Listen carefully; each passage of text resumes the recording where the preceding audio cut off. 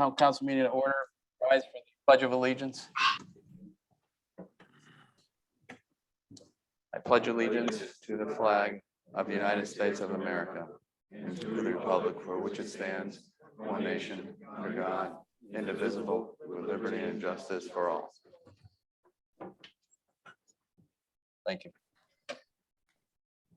Roll call. Councilor Pino, Here. Mayor Krinsky, Here. Councilor Letty. Here. Councilor Nestor, Here. Councilor Russell. Here. Councilor Yoranaga. Here. Councilor Beach. Here. Mayor, you have a form.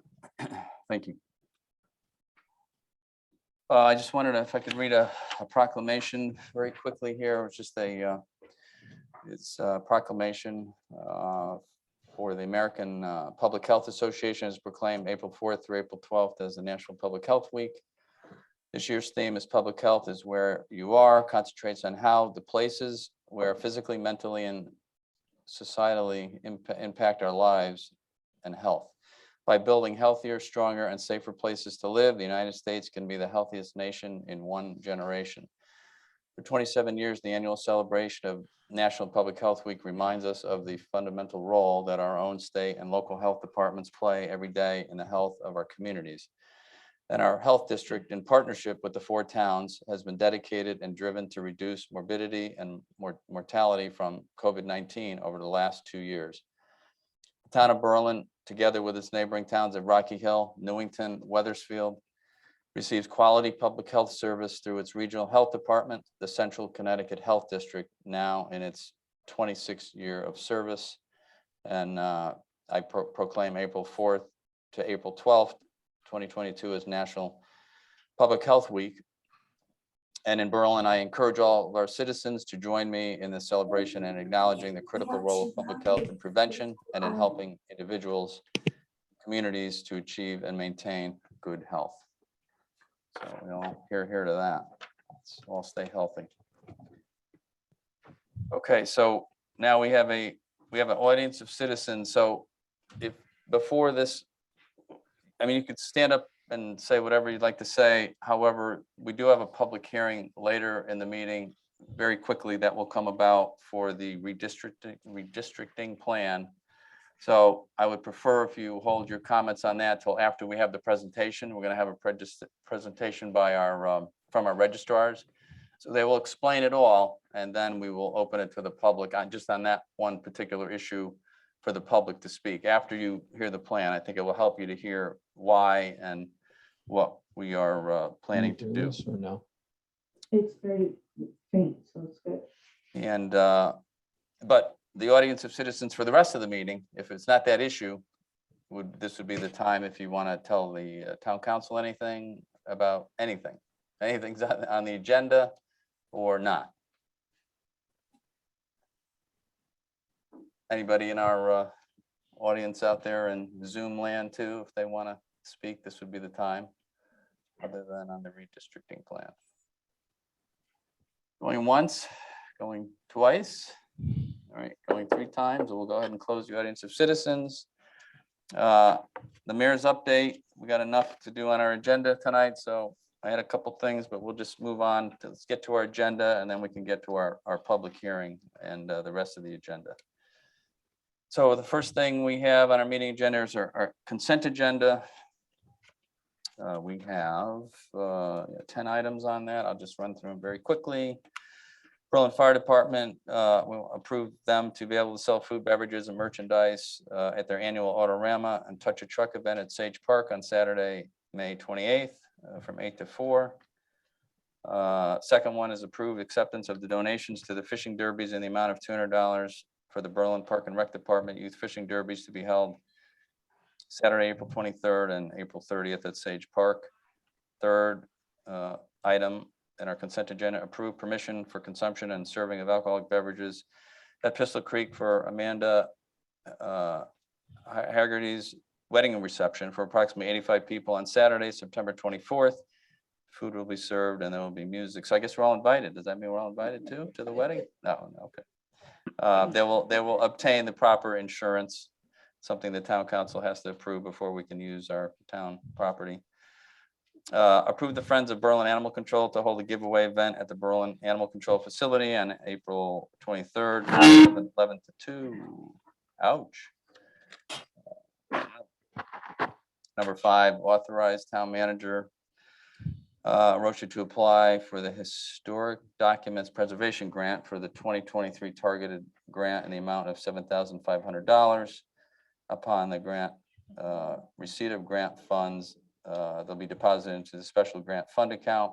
And then number 6, authorize town manager enter into a farm use license agreement with Ryan Matson for the portion of the property across from Berlin High School on Patterson Way that is appropriate for farm use.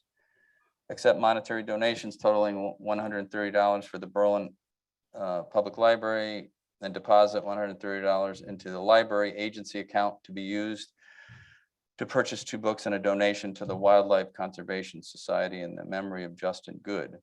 Number 8, accept donations to the Berlin Animal Control donation account for $55 and pet food valued at $85.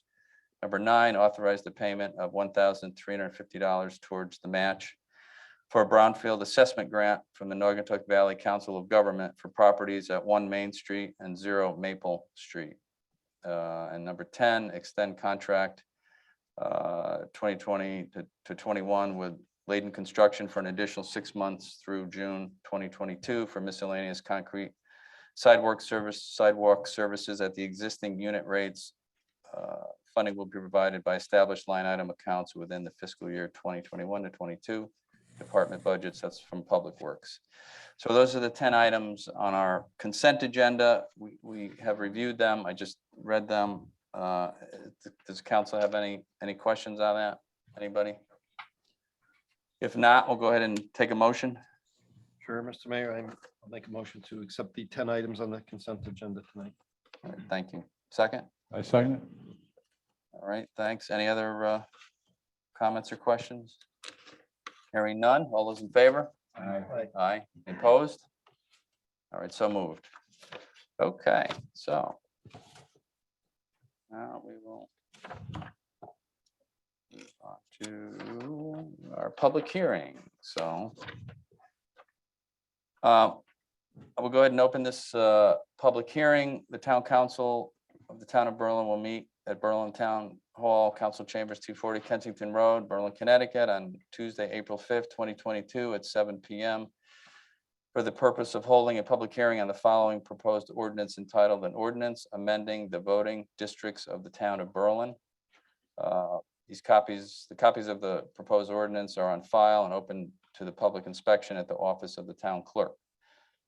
Following this public hearing on our agenda, the town council is expected to consider and act upon the ordinance. So what we'll do now is we'll go ahead and Roche, well, you can take over. We're basically going to have, well, go ahead. You can take it from here for a moment. Yeah, good evening, everyone. So the changes are made by the state every 10 years to the congressional, state senate, and state representative districts. The town voting districts were affected by these changes with the state representative district. Hence the public hearing. And before we take any questions, perhaps we should have the registrar of voters. There'll be brief presentation in the rationale. Yes, thank you. Ladies.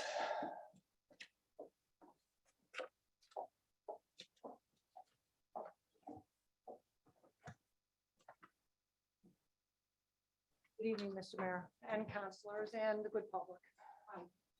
My name is Joan Beely. I'm one of the registrar of voters here at the town of Berlin, and here is my colleague, Christy Miano, who also is a registrar here in town.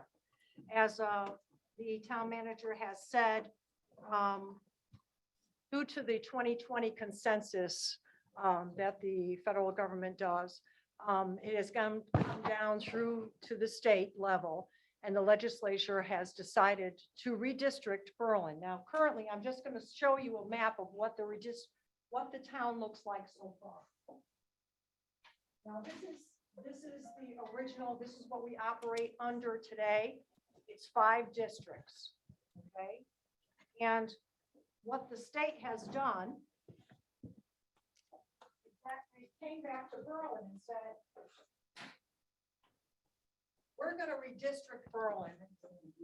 All right, I'm gonna try. Thank you. We're gonna redistrict Berlin, and we're literally gonna cut the line across the town.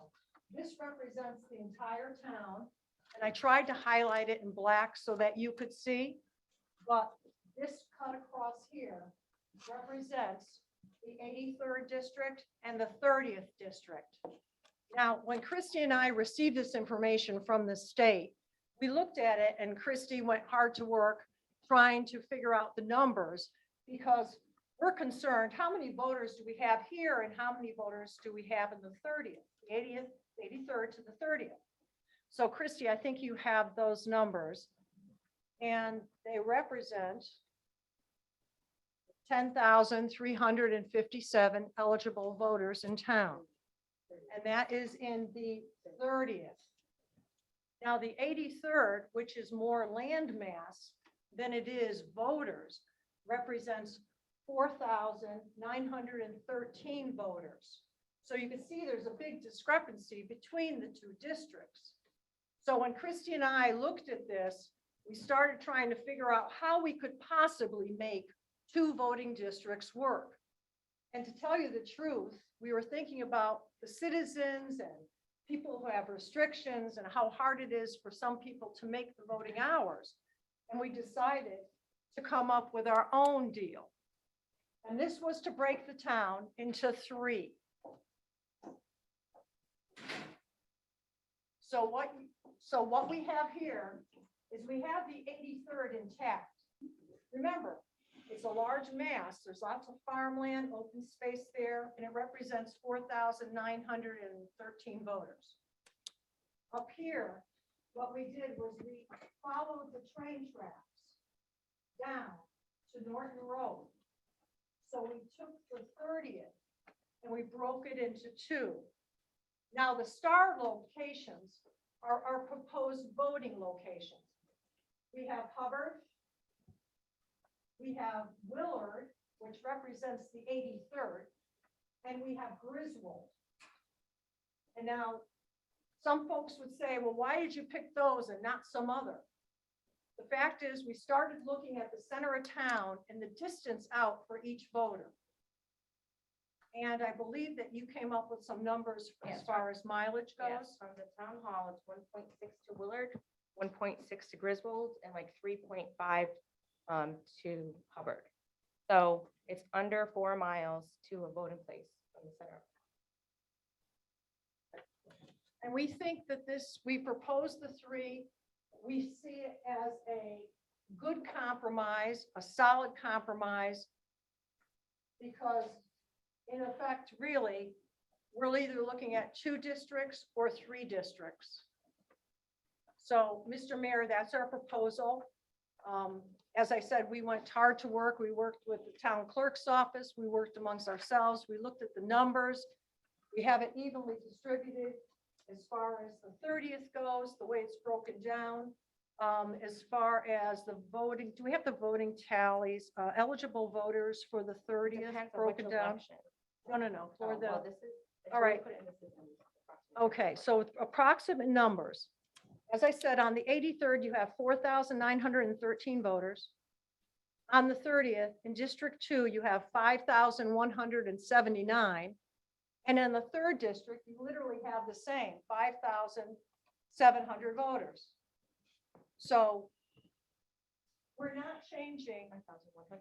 what, That one too. 5,100 and, Yeah. okay, so the numbers are very close between the two.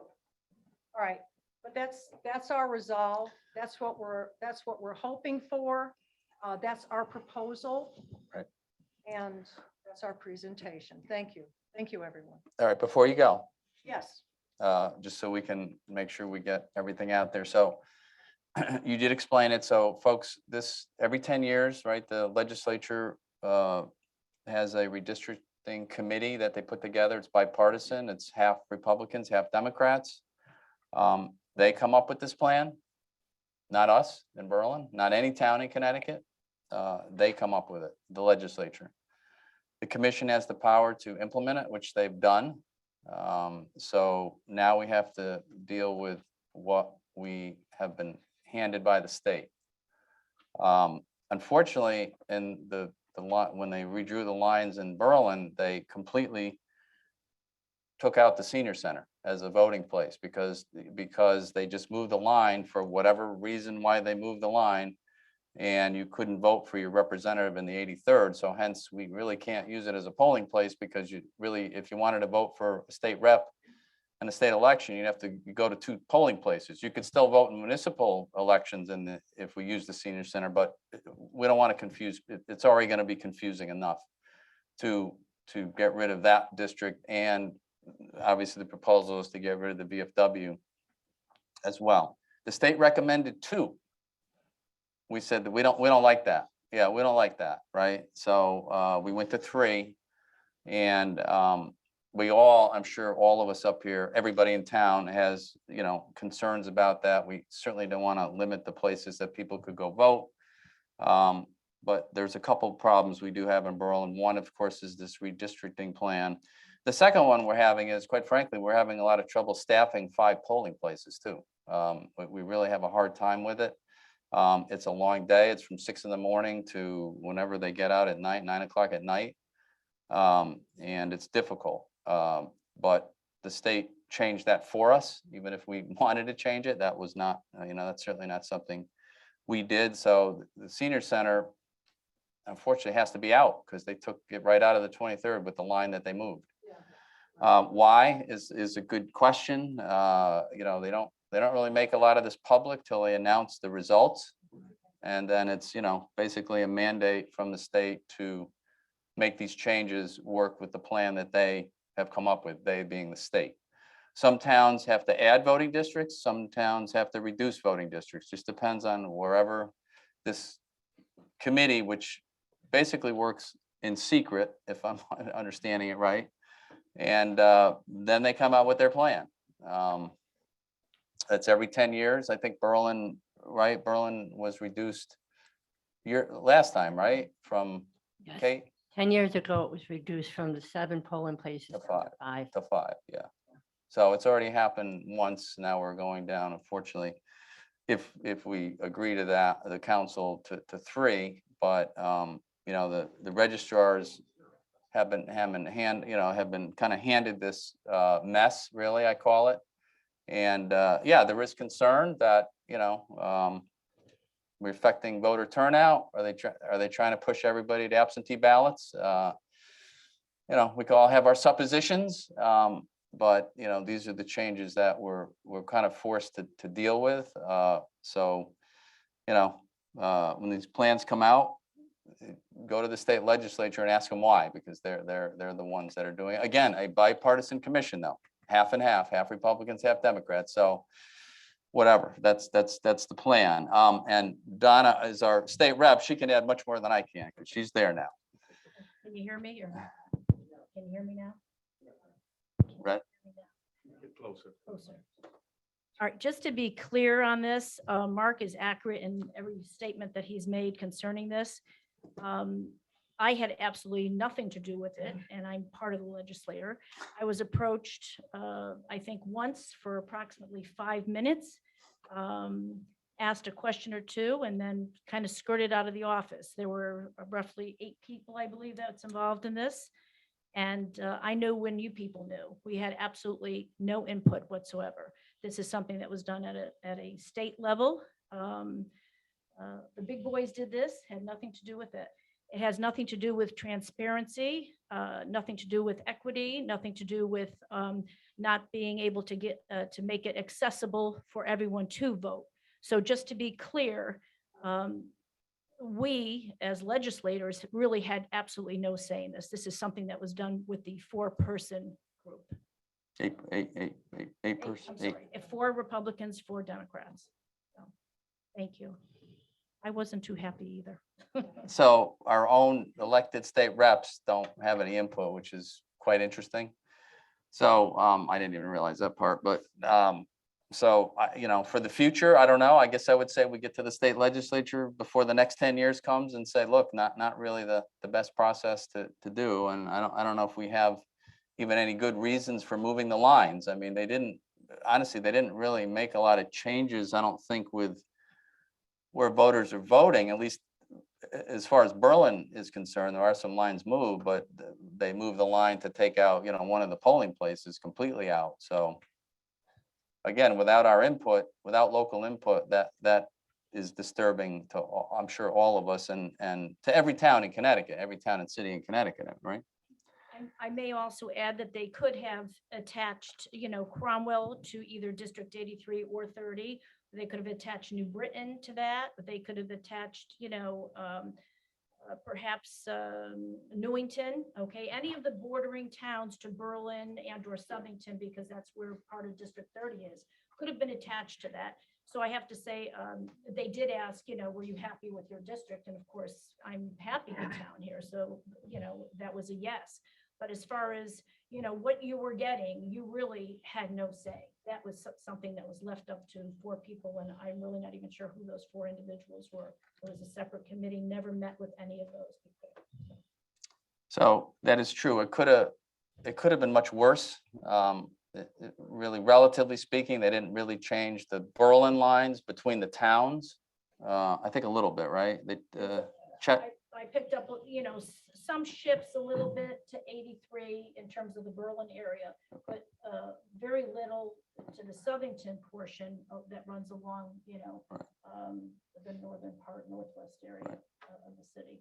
Yeah, there wasn't a big change for the lines between the towns for Berlin. Minimal. I mean, there were a lot of other towns throughout Connecticut that really got walloped in terms of the shifting that went on based off of, the census that had been done. Right. Yeah, it's based on the census, hence So hence we every 10 years. really Yeah. fared well considering. But it still means we have to, at a minimum, close the senior center, because again, it's kind of redistricted right out of our, they can't vote for their representative there. We could not do that. I mean, I'm in the 83rd myself, always voted in the senior center since, forever, but that's unfortunate. And these ladies, our registrars, have come up with, I think, hopefully the best plan we can do under the circumstances. But that's some of the facts. I wanted to get that out to you. So now the public certainly want to have your chance. Anyone that's here to say your piece? Yes, May I yes. just add one comment? yes, I mean, a lot of people, I think, thought that Christie and I, or Kate, Christie and I all just were like, we just did whatever. And it was just a willy-nilly thought process. Right. But I will tell you that we've lost a lot of sleep. We've talked on the weekends a lot, trying to figure out which is the best way to negotiate this basket of lemons that we were given. So we made the best lemonade that we could. And we hope that, everybody will see that we really put the effort in to make it as fair and equal to everyone in town, no matter where you live. So, and we appreciate your time and of course, the public feedback. yeah. And we will, the other thing we already discussed, because we had a presentation at our last council meeting, is we will make it clear so that if we do go with this plan with the 3 voting districts from 5 to 3, that the VFW and the senior center on election day, because as much as we will attempt to get every bit of information out there we can now, if we vote the changes in tonight, and when it gets to any voting day, this doesn't affect the budget referendum coming up, by the way, on April 26th. It'll be after that. So I think it starts with the primary season in August. Well, actually, we have to have everything input into the system by May 3rd. So your referendum is the 26th, 26th April of 26th, April. yeah. So the 5 voting districts stay in effect for that. And then after that, we have to get to work loading all the streets and addresses into the computer to make the shift over for what's affected and have it done for the state by the 3rd of May, because the primary is in August and we're on a deadline. We're under the gun, so to speak, to have everything done at least 90 days out from the primary.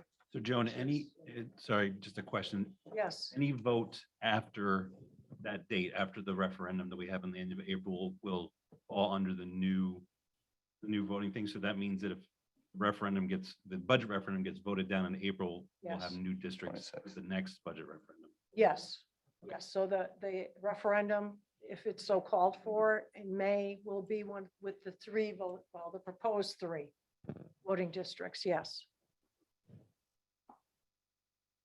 So we will make a concerted effort at the two, after April 26th for the next voting day, if it's a referendum or if it's a primary season, whichever comes first, to have town employees at these two booths with signs and information, just to make sure on voting day that, listen, it's always very frustrating to get any changes that are made in the town out to the populace, whether it's social media, whether it's the Berlin Citizen, whether it's the Herald, the Current, I don't care what it is. People don't get the word. So the last thing we want to have happen is people, particularly from the senior center, or of course the VFW, drive to their normal voting place for the last 50 years and nobody's there. So that's not good. So we will have, signs, and I think we talked about it at the last meeting, we would have, a live person there directing them to where they would go at both places, if this comes to pass this evening. So, so with that, now I just want to make sure we get everything out to you. So maybe it generates some other questions for you. We'll open it up to the public in person here first, and next we'll go to online. So if anyone has any questions, please ask. We have our registrars here, of course, and we'll answer everything to the best of our ability at this point. You would have to obviously come up and announce your name and address in town if you have a question. Yes, sir.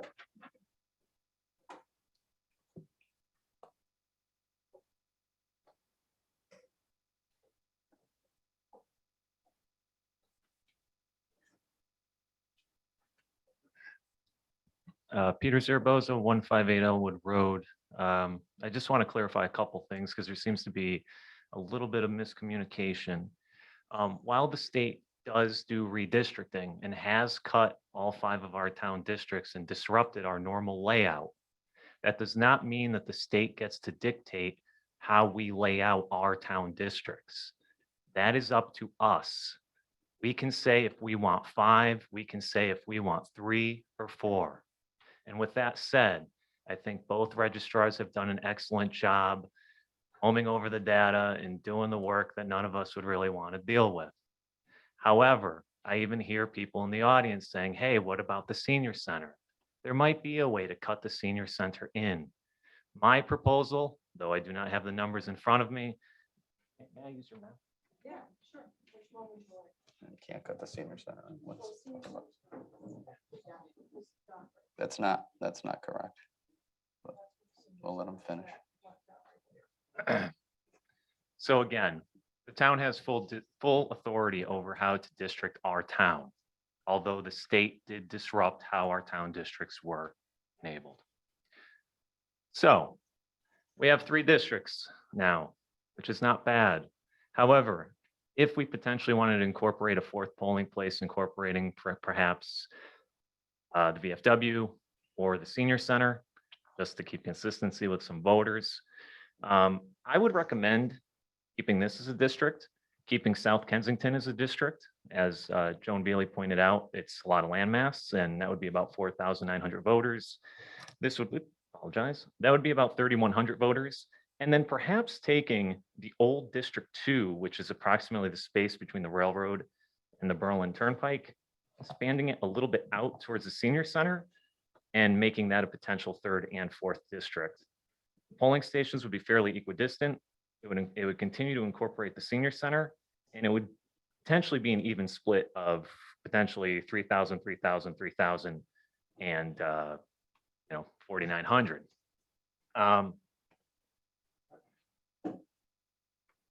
My concern is always accessibility to the polls. And also, as some have said here and in the audience, I mean, is the goal to eliminate all of our polls and push absentee balloting? Our town can do better than that. And if we can't acquiesce to the will of the state for absentee balloting by not agreeing, by limiting our polling stations. I think that there's a couple things we're missing the broader picture here potentially on the larger scale. So thank you for your time and consideration. I would add, the senior center, unfortunately, is is we can't use it. I mean, we could, but you couldn't vote for every candidate there because it is redistricted out of the 83rd. So what? No, no. Yeah, I'll let our registers. All right, if I can address the concern, because this is also something that we kicked around in the early time frame that this was handed to us. We also looked at absentee balloting. Now, I know I'm a true blue person. I have to go and vote in person. That's just the way I was brought up. But there are a lot of people who, for whatever the reasons are, they're caregivers or the elderly, they don't like to vote at dark. Whatever the reason is, they just want to vote by absentee ballot, and that's fine. So when we're talking about people who are eligible to vote, we're not including, or we're not providing the information that a large number of those people vote by absentee, and they vote by absentee all the time because of whatever their reason is. So when we say that, you know, a district has 4,900 voters, we can maybe say that 700 or 800 of those vote by absentee. I mean, Christie has the numbers for sure, based on the election histories that we've gone back. And what we did was we pulled all the November elections, because those are the biggies. That's the presidential, the gubernatorial, that's the municipal. Those are the ones that everyone, if you're going to come out and vote, that's what you're going to vote for, is the November one. So we went all the way back to 2016, just to look at the history of what's the percentage of people who are eligible to vote, come out to vote. And you'll be surprised that there's that shift. Now, yeah, okay, COVID in between it all, we know what happened with that. But even pre-COVID and after COVID, I mean, so the numbers, even though they're eligible, you've got that element that's peeled off. And then, of course, you have people who just don't vote, whatever the reason is. So again, I understand the accessibility, and I know we can look and see about creating a fourth one, but I'm not sure that that's going to help us in the long run. Well, you'd have to use the microphone again, Peter.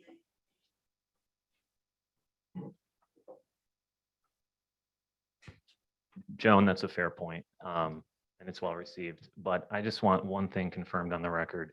If we thought it was feasible, if you had the resources, which we may not have, as we know,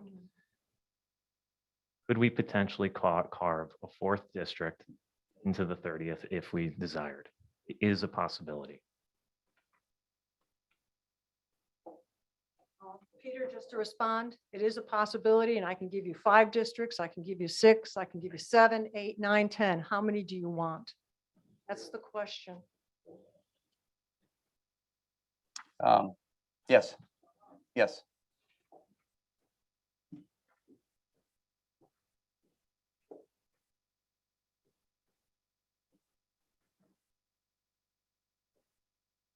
So George Miller, 1231 Orchard Road. I'm in the 83rd district. I voted for Percival all the time. I guess looking to Peter's argument, leaving senior center there without the ability for anybody who ever voted there before to vote there, because they all have to move somewhere else because that's a 30th. Unless we're going to split ballots and walk in there, are you in the 83rd? You in the 30th? My wife's worked the polls before, and she had people coming in at the last state election. Everybody loved Donna. People came into the 83rd. Where's my ballot for Donna's not on my ballot. She's not on my ballot. Well, Donna's in the 30th district, not the 83rd, but I still want to vote for Donna. So they were massively confused just by that. If now, you know, we got to move them anyways, I don't see the value of just carving out a fourth one if everybody has to move to it anyways. And you're going to put all new people in that new district anyways, because they're all LD 30 now and not 83. So I wouldn't see the value of doing it. Everybody has to move anyways. So thank you. Okay. Other, yes, sir. Yes.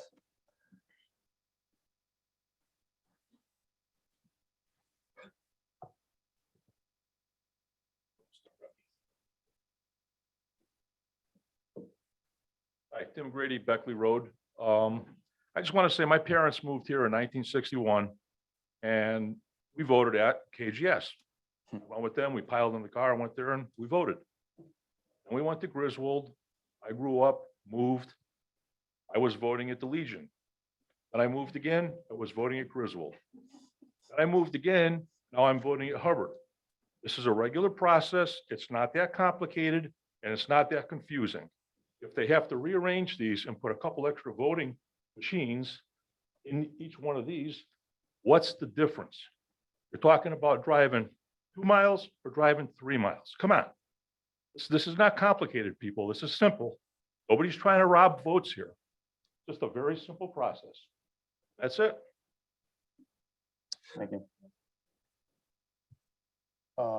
Anyone else from the public in person? Yes, sir.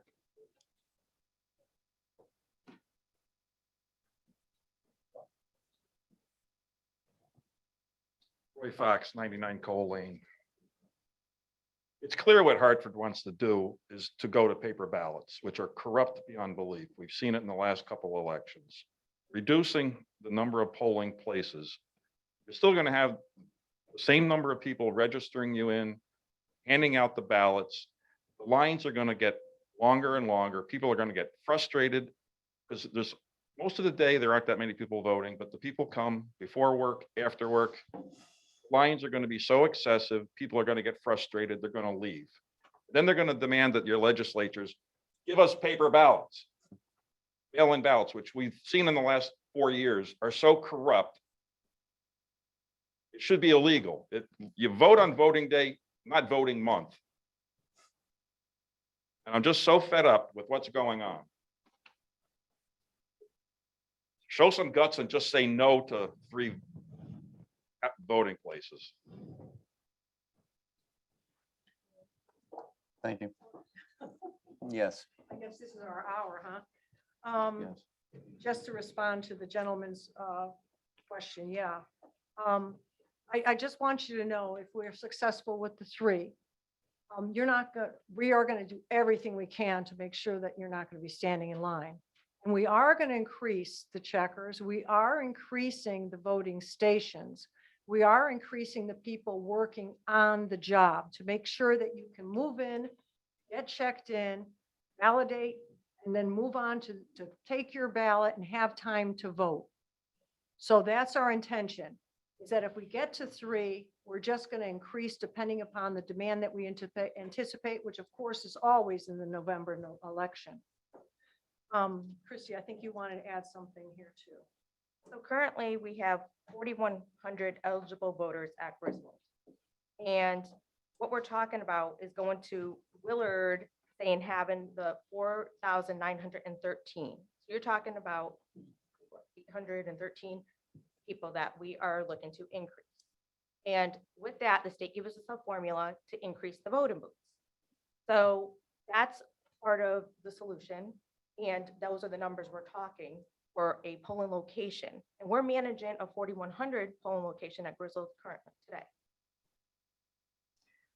Just out of curiosity, while you're talking about the number of voters, those are the eligible registered voters at Griswold. But what just out of curiosity, what percentage of those registered voters come out and vote? Is there an average? I know it's probably different by the type of election, whether it's federal, state, or municipal, but Okay, so just we have all the November numbers. So out of at curiosity. Griswold, 1,474 showed up at the polls. So you had 175 vote by absentee for the November 2021 election. Okay. If you want to do the presidential for the 2020, we had 4,106 eligible voters with 2,251 at the polls, 1,294 voted absentee. And for the November of 2018, pre-COVID, you had 3,822 people at Griswold that were eligible. 2,666 showed up at the polls, 187 voted absentee. And then we also have the presidential from 2016, which 3,824 people were eligible, 3,010 showed up to vote, and 237 voted absentee. So we had no problems with having 3,010 people go through Griswold. And that's our largest voting district. That's why I'm using Griswold as an example.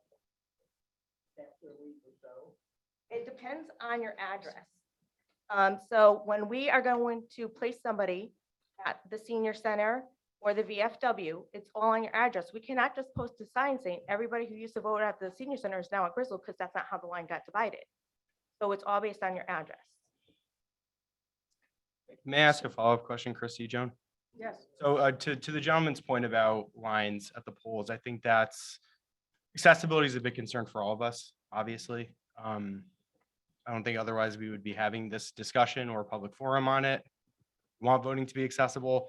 We want it to be easy for people to do on poll days. We don't want to disrupt people's polling routines. So I'm just curious as to whether or not you've had discussions with registrars in other towns as to how this process is played out when polling locations are reduced. What do the lines look like? What do traffic patterns look like? I think one thing that I was looking at with respect to really the 3 school districts that are going to be used as proposed polling locations is they're all in residential neighborhoods. So, what do traffic patterns look like when the polls are particularly busy after hours? So any information that you could provide as to what this looks like in other towns, I think would be helpful. So we ran off a state list. When you have a single polling place with over 5,000 voters going through, this is accepted across the state, and that's the average of our situation.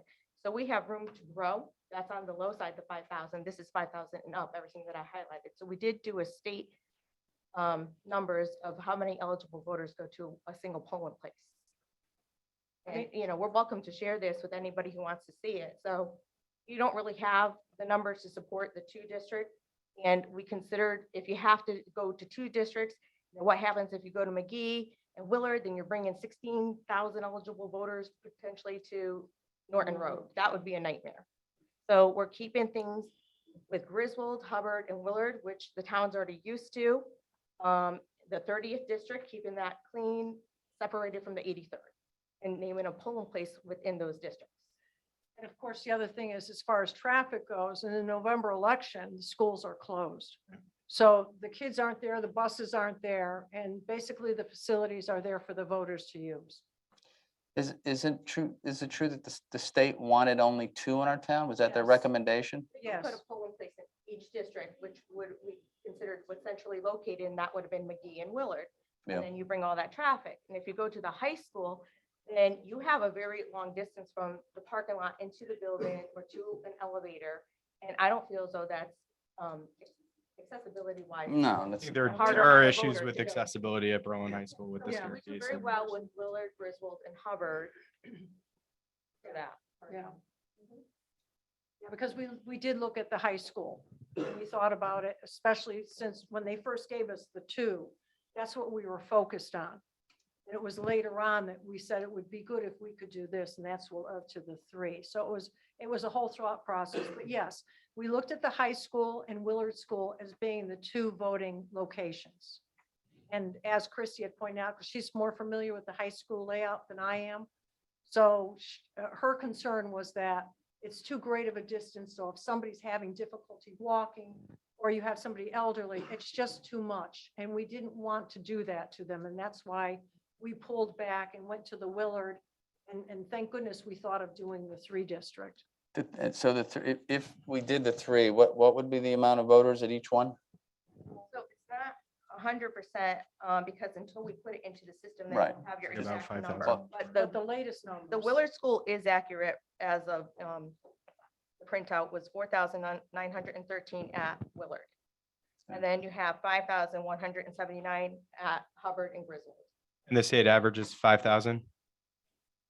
No, it goes up to 11,000 through a single polling place, which Cromwell does, 11,000. What? Yeah. One. Whoa. They have 11,383 people in Orange, 11,304 in Cromwell at a single polling location. Wow. And you have 10,000 in Clinton, and then you have 10,600 in Suffield. So we have room to grow at 5,000. At one voting place. Yeah, what They do it all with one. Cromwell uses 1. Yes. Wow. Yeah. Okay, well, I'm glad we're not Cromwell, but, We do have a- You got another comment, Mark? Just for my own clarification, so 5,000, I'm assigning some sort of significance to the number 5,000 in Yeah. terms of accessibility. And was that the threshold? That's Or- what I felt like would be the closest to our situation, because if you have a town of 1,700 people, that doesn't apply to us. So I'm not pulling that data. I'm doing something that is a single polling location with 5,000 and over. And if you went down to the two, we really only have two in the 11,000, 10,600, which Berlin would fall, but you only have three towns that have those numbers going through it. So I don't feel like that was gonna be supported, even though it could be done. Hmm. That's a lot of people for a single polling place. Yes, sir. Yes, sir, please.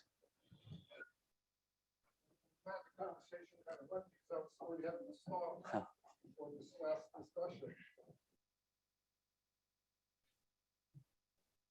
My name is Tom Garrett from 308 Spruce Brook Road in Berlin.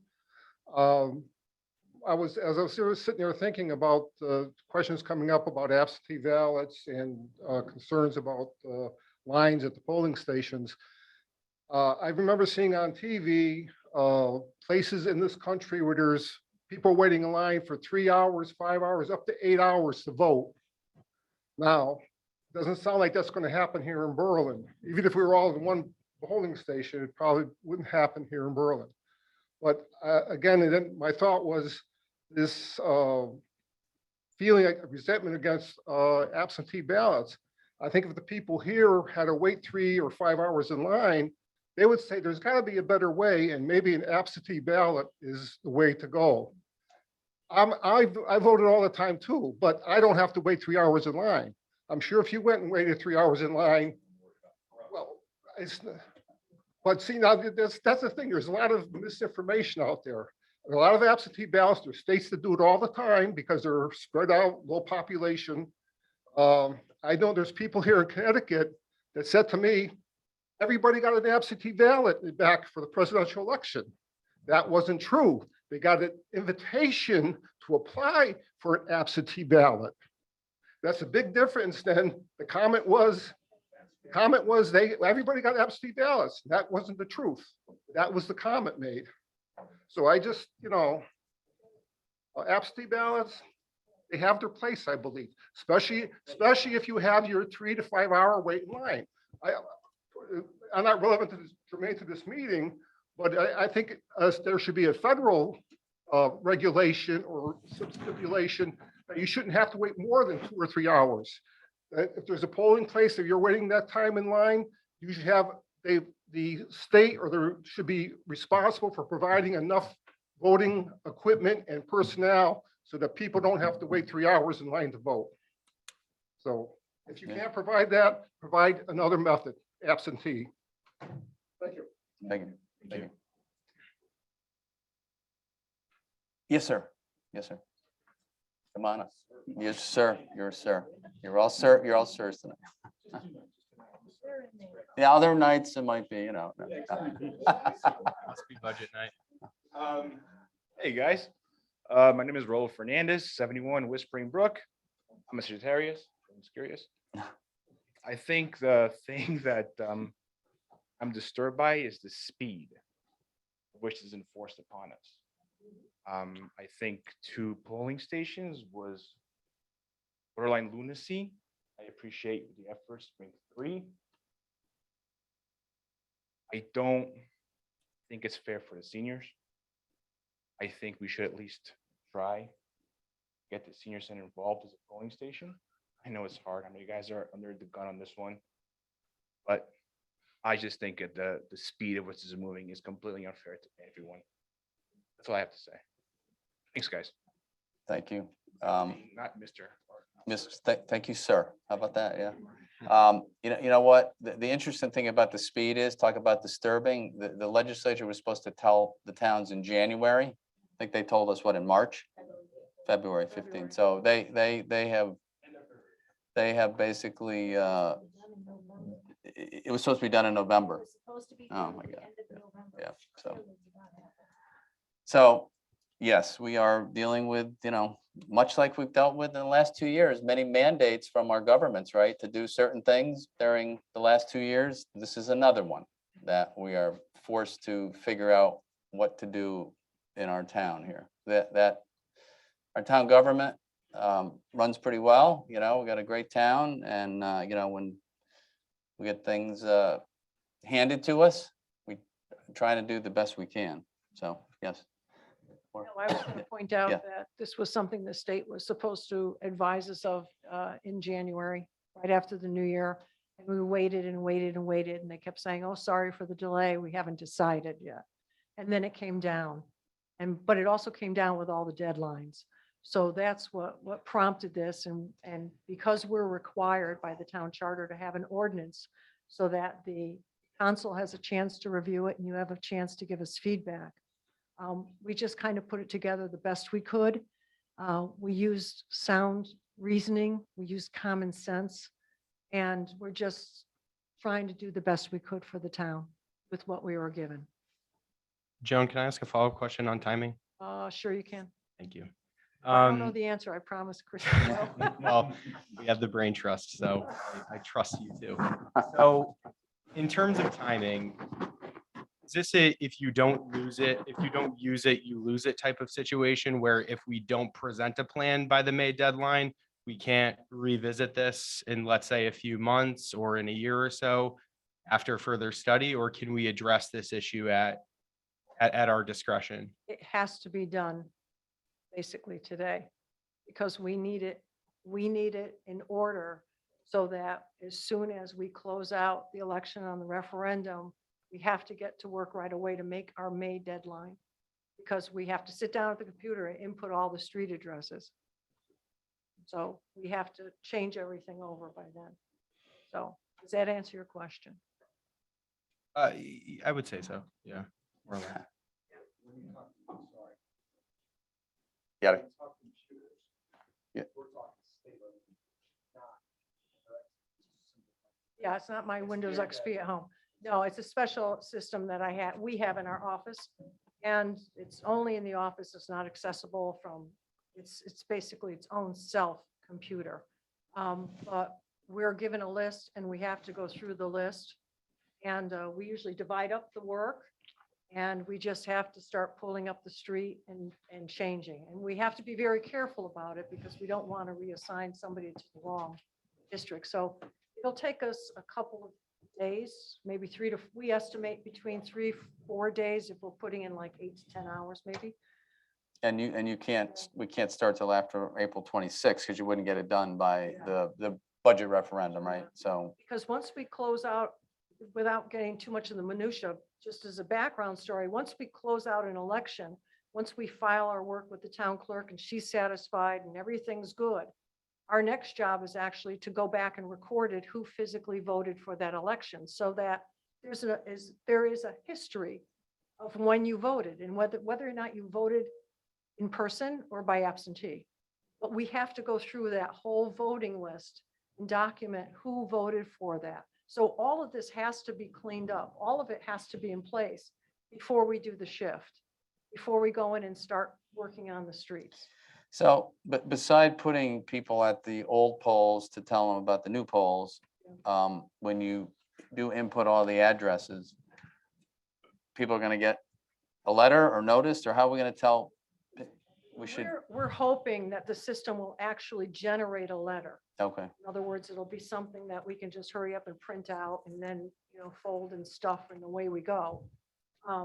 hoping, or is it? We're hoping. We've never done it. Oh, before, so- okay, okay, Because it's not done in right. for every 10 years. So this is our first swing at the bat or whatever you want to call it, chance at the bat. Right. What do you call it, baseball? Never mind. Yeah, thank you. I don't know. It was never We my want a sport, home run. sorry, guys. Tennis, love. So I guess if the system doesn't kick out a letter, we're probably gonna have to figure out a way. I don't, we're gonna have to figure out a way to notice everybody. We publish the street. There's other ways. Okay, there's other ways. Okay, good. Yeah, that, because we don't want to leave it to chance that we wait till voting day and somebody drives up and they're confused. Well, whether it's advertisement or whatever in the Citizen. Yeah, that too. With Yeah. a list of streets saying, Right. just pay attention, look up your street, make sure you're in the right, so. Yeah. I don't know. And then, of course, we're going to be hosting an information workshop at the library at the beginning of June. We're going to be very busy. Oh, okay. So Ma'am, yes, Um, Yeah. I was just wondering about the, you really have to come up. I'm sorry, just for the record, I'm sorry.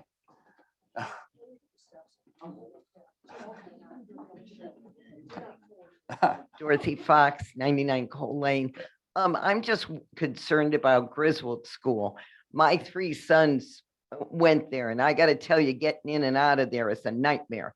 When we used to have to pick them up, drop them off, and all of that. There's basically only one driveway. Are there going to be police that are going to help people get in and out? And the other thing is, why are the shifts so long at the voting booths? If I wanted to volunteer, yeah, I know. I mean, I used to work a 16-hour shift in a hospital. Yeah. You're basically asking somebody to work Yeah. 16 hours Yeah, by agree. the time they close them down. Why can't they split them? And then you would have more volunteers to do this. I don't understand. If you're going to have all these people going to only 3 places, now you've got to get even more people working there. Where are they going to come from? And, and I really think you're going to have, for safety wise, you're going to have a policeman trying to direct traffic, because some of these places are going to be a nightmare, especially Griswold School. And I've done it. So just a question. Thank you. It's a good question. I do have that same question. The poll workers, you got to stay there all day and all night. That does seem a bit much, but so I just wonder why it is that way. Moderator has to because they're running the election. Okay. Responsible for it, along with their assistant. 75-year-old person to sit there for 16 hours. It's recommended by the state. We don't split it, and we've had made accommodations when we need to split a poll worker shift or a checker or a ballot clerk. I think it's because, because each of the functions at the polls is very specific and has follow-up paperwork that each of these folks are responsible for. We'll talk about the checker. You might think it's easy, you go and draw a red line, okay, here, go on down, get your ballot, and away you go.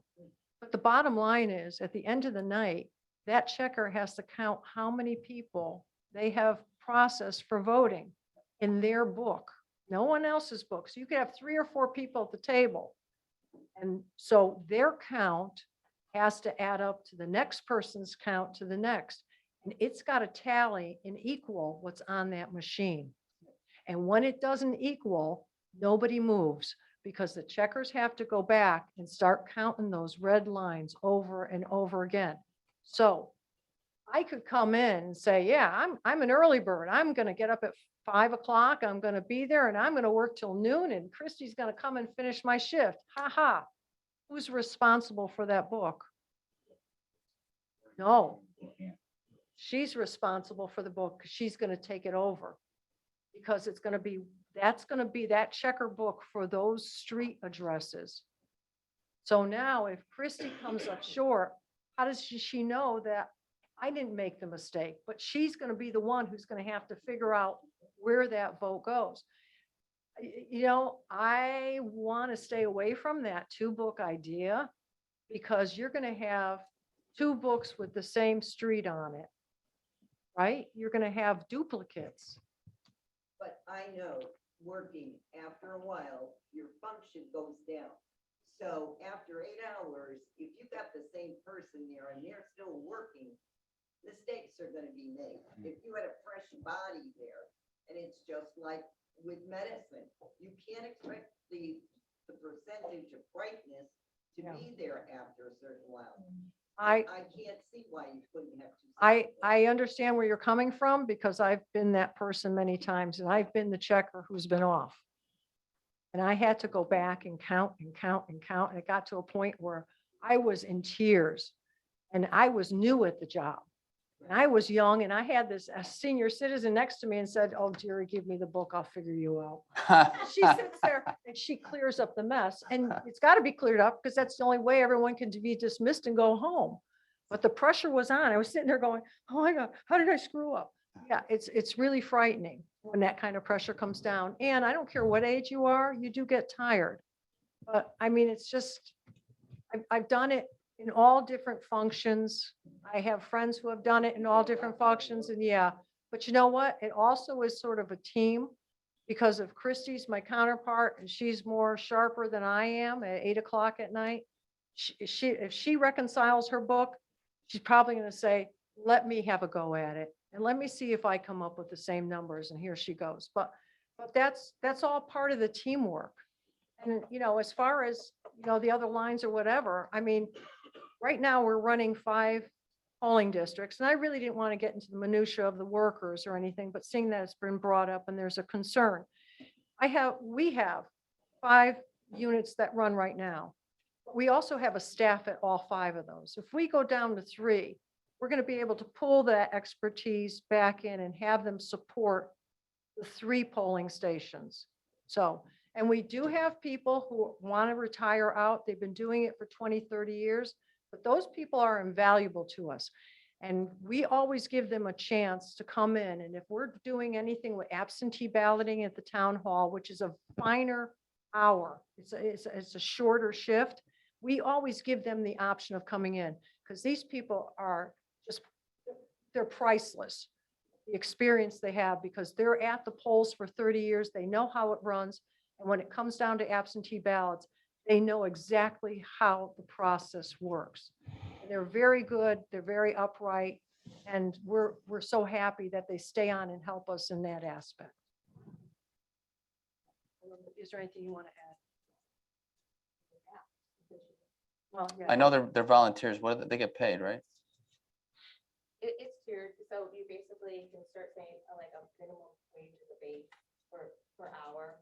But a moderator that has more responsibility has to come the day before, stay longer, so they get paid at a different tier as long as also with the assistant registers. And you know, up at the town hall, we had to hire 17 people up here to work the election because we have central count and EDR as well. So those are the people who aren't working the long days anymore. We have brought up here to help us out with the central count because there's a need for workers up here. So how many new poll work? So let's say we go down from 5 to 3. How many, I guess, how many surplus poll workers would be assumed by each For the location? November election, when we had to sanitize and everything, we had almost 9 people working at each polling location. We usually have 6. And, you know, it changes based on what polling location. Willard being the smallest, we have less poll workers or checkers. With Griswold, we put automatically usually 3 for a November election. Okay, so you're not going to see 3 checkers at a referendum when you get 2.9% up to 18% turning out for a referendum. The need isn't there for a 3 checker line. And then we add the voting booths as well to move the line. And also the moderators can add that on the day of an election. If they see a line, you can add a polling booth on the spot or divide the checkbook and create another one out of it. So the state guides us that there are things that you could do on the day of an election when you're live with this. Thank you. Anyone else here? If not, anyone in our Zoom audience have any questions?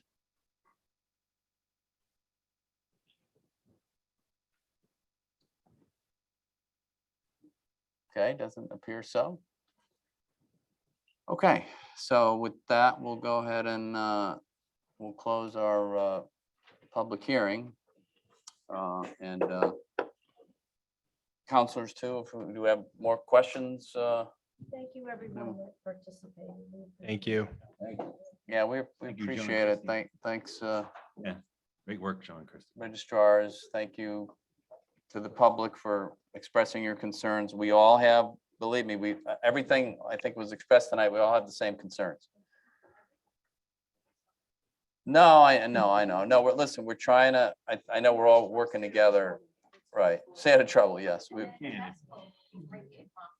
right. We're trying to do the best with what we have been handed by the state, which again has happened many times during the last 2 years. We've tried to do the best with what we are handed with whatever mandate they tend to come up with.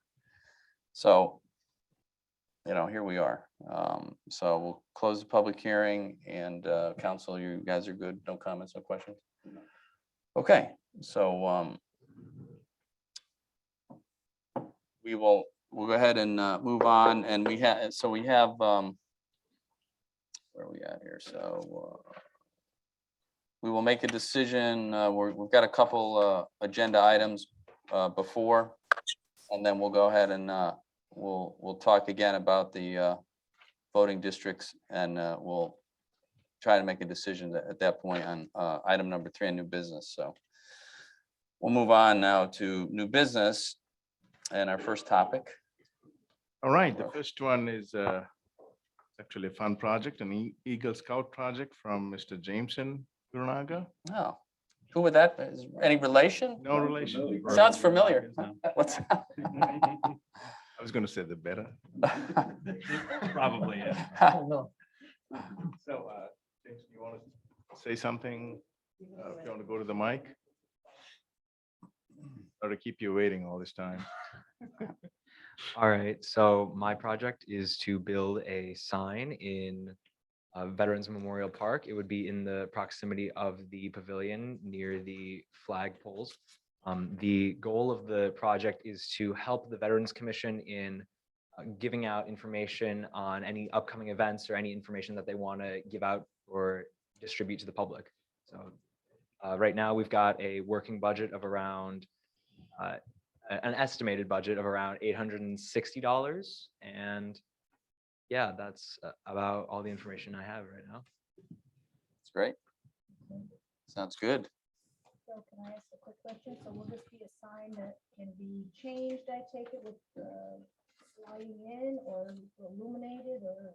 Yes, so the idea is to have a sliding plexiglass door on the front with a backing that the commissions can put any kind of papers or signs they want onto it. So it would be more of like similar to how you would see a trail kiosk at the head of a trail when you're going out hiking.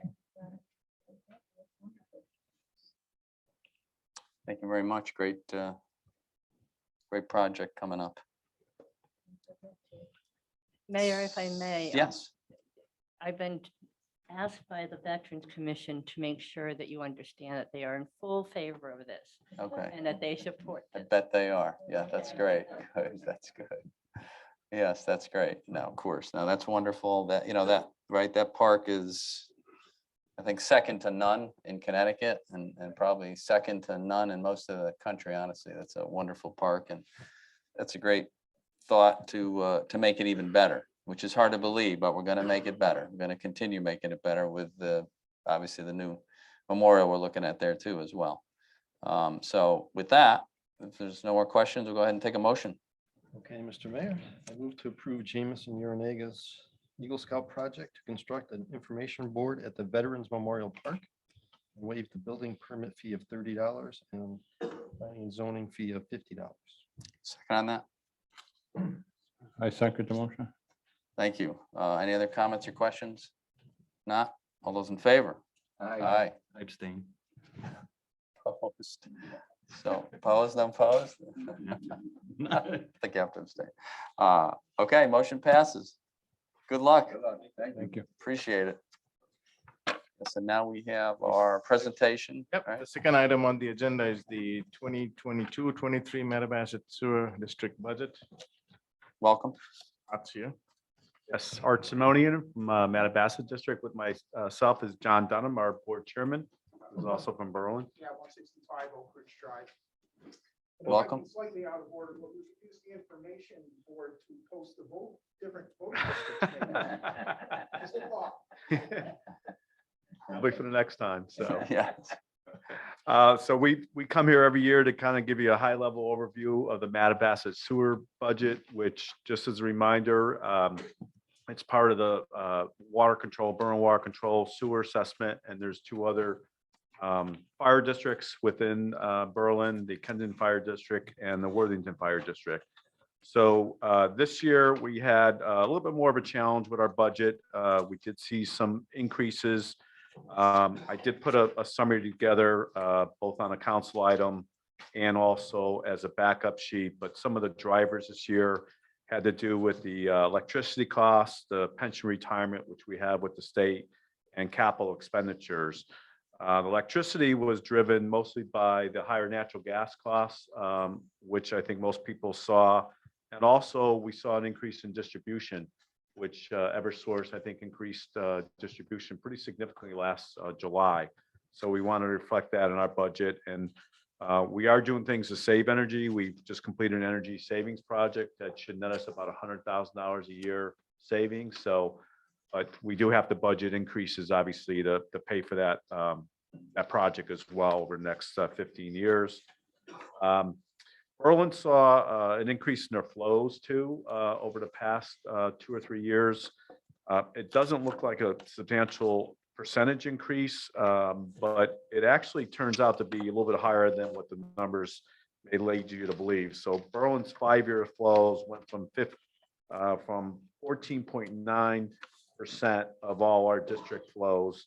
So you're 14.9% of all our served communities to 15.42. So it's about a little over a 3% increase over that period. And then from 2 years ago, it's about a 2.5% increase. So that directly reflects your budget too. So that 2.5% increase in your flow directly correlates to a 2.5% increase in your assessment. And then the other driver was we have a credit that when Middletown joined the district, they paid $13 million to the communities. And we issued that as a credit to Berlin, Cromwell, and New Britain each year. So that $13 million is being drawn down each year. And I did have a sheet in here that shows you that when all is said and done, you should get about $2.5 million back in credits. And again, we issue those each year on your budget. Unfortunately, what it does each year is it's on a sliding scale, so it reduces each year because it goes to 0 by year 2031, I think it is.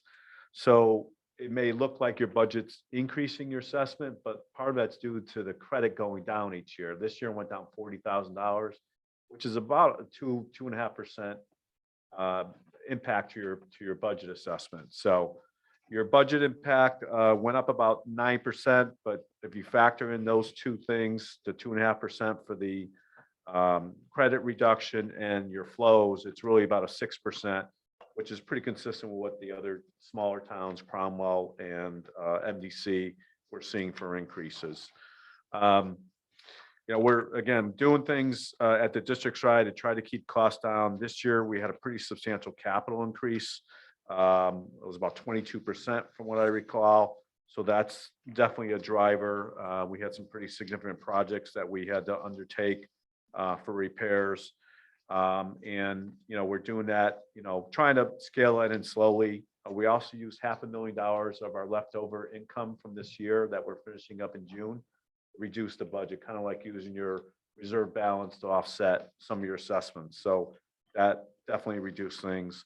And that's essentially it for kind of some of the highlights. I know we're not gonna get too much into some of the I&I or NIPD's things, but the council item kind of talks a little bit about that. And Don, I'm not sure if you want to talk anything I'll on just behalf add two of. things. I mean, due to our strong financial position over at the district, we were able to self-finance our energy improvements. So that saved us money. We didn't have to take a loan for that. So that was helpful.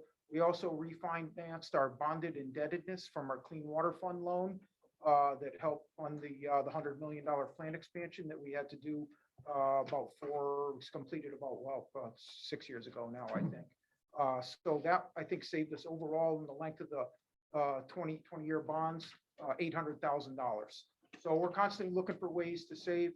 And then we during the early stages of COVID, we renegotiated with the unions for a 4-year agreement. And I think we did well there because we were able to lock in our increases at a lower rate. And I think with the inflationary pressures now, where we would have been in a weaker bargaining position. So overall, I think we've done pretty well over there financially, even though you're seeing an increase. It's just for the cost of doing business, unfortunately. Yeah, that's a good point, John. And they are also paying a higher percentage of the medical costs. So we were able to negotiate that on a sliding scale each year. the employee portion is going up on the contributions. But, you know, the pension, I mentioned that briefly, but the pension, you know, it went up 19%, the contribution that we have to pay to the state, 19% in 1 year. So Lovely. it's pretty significant. And some of that is because I think they're using numbers are a little aggressive for the return on investments over the last few years. And also we have to factor in when we have an audit too as well, pension liability over the future too. I think some of that increase is due to the pension liability that is coming down. But you know, we're very solvent at the district, so that's good news. We're not, you know, financially strained that way, but you know, we got to keep ahead of it too as well. Yeah, it's funny you say that on the pension. It's interesting that the state, when they talk about their big surplus now, they conveniently leave out about a $25 billion shortfall in their pension fund. That's just not talked about anymore, I guess. So I don't think we're very solvent with that, but that's why I guess you got to pay 19% more, because we got to somehow pay that. Our children's children probably will be paying that bill for a long time. But anyway, I appreciate the presentation. Questions, counselors? Anything? A quick question about the capital projects you guys were talking about.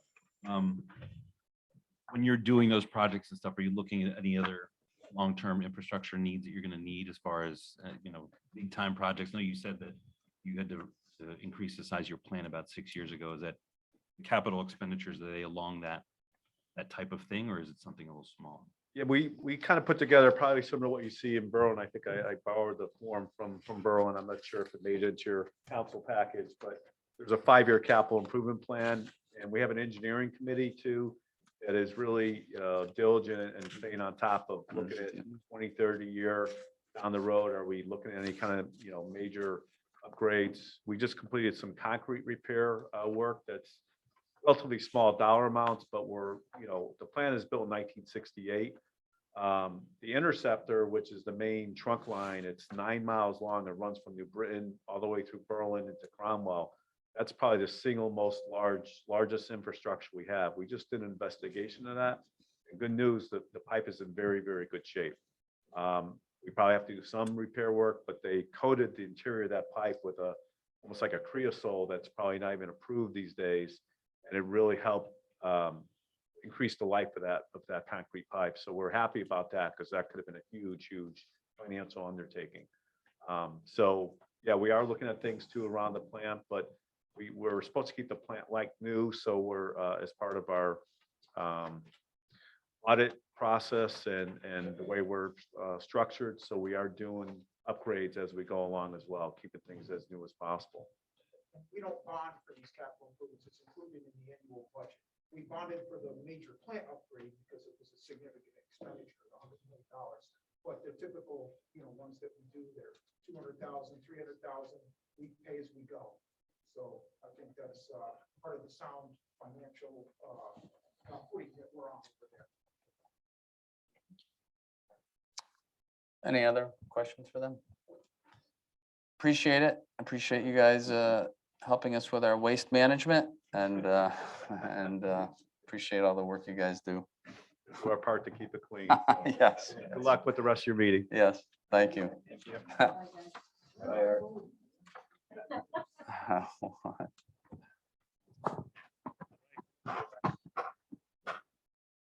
Moving on to agenda item number 3. Yes. It's the ordinance amending the voting district of the town Yes. of Berlin. Okay, so folks, we've had our public hearing. We're at our decision time here. We've heard from members of the public. We certainly appreciate all of you being here and speaking up. We love that. We love to hear the public come to our meetings and tell us their thoughts, because it does help us. And all of those out on Zoom too. We appreciate people looking in. So, okay, so we're here. We do have to move this along with the deadlines again given to us by the state. Not something we are fond of, but we're stuck with it. So what do we think, councilors? Thoughts? Anybody? So Yes. I'm sorry. Oh, no, all right. I'm just writing out the notes, but I think First and foremost, I think we should increase the pay to the workers on election day. I think it'll attract more workers that way and help if there's any backlogs. Also, I think if we could find a way to notify those affected, it would go a long way in confusion that day.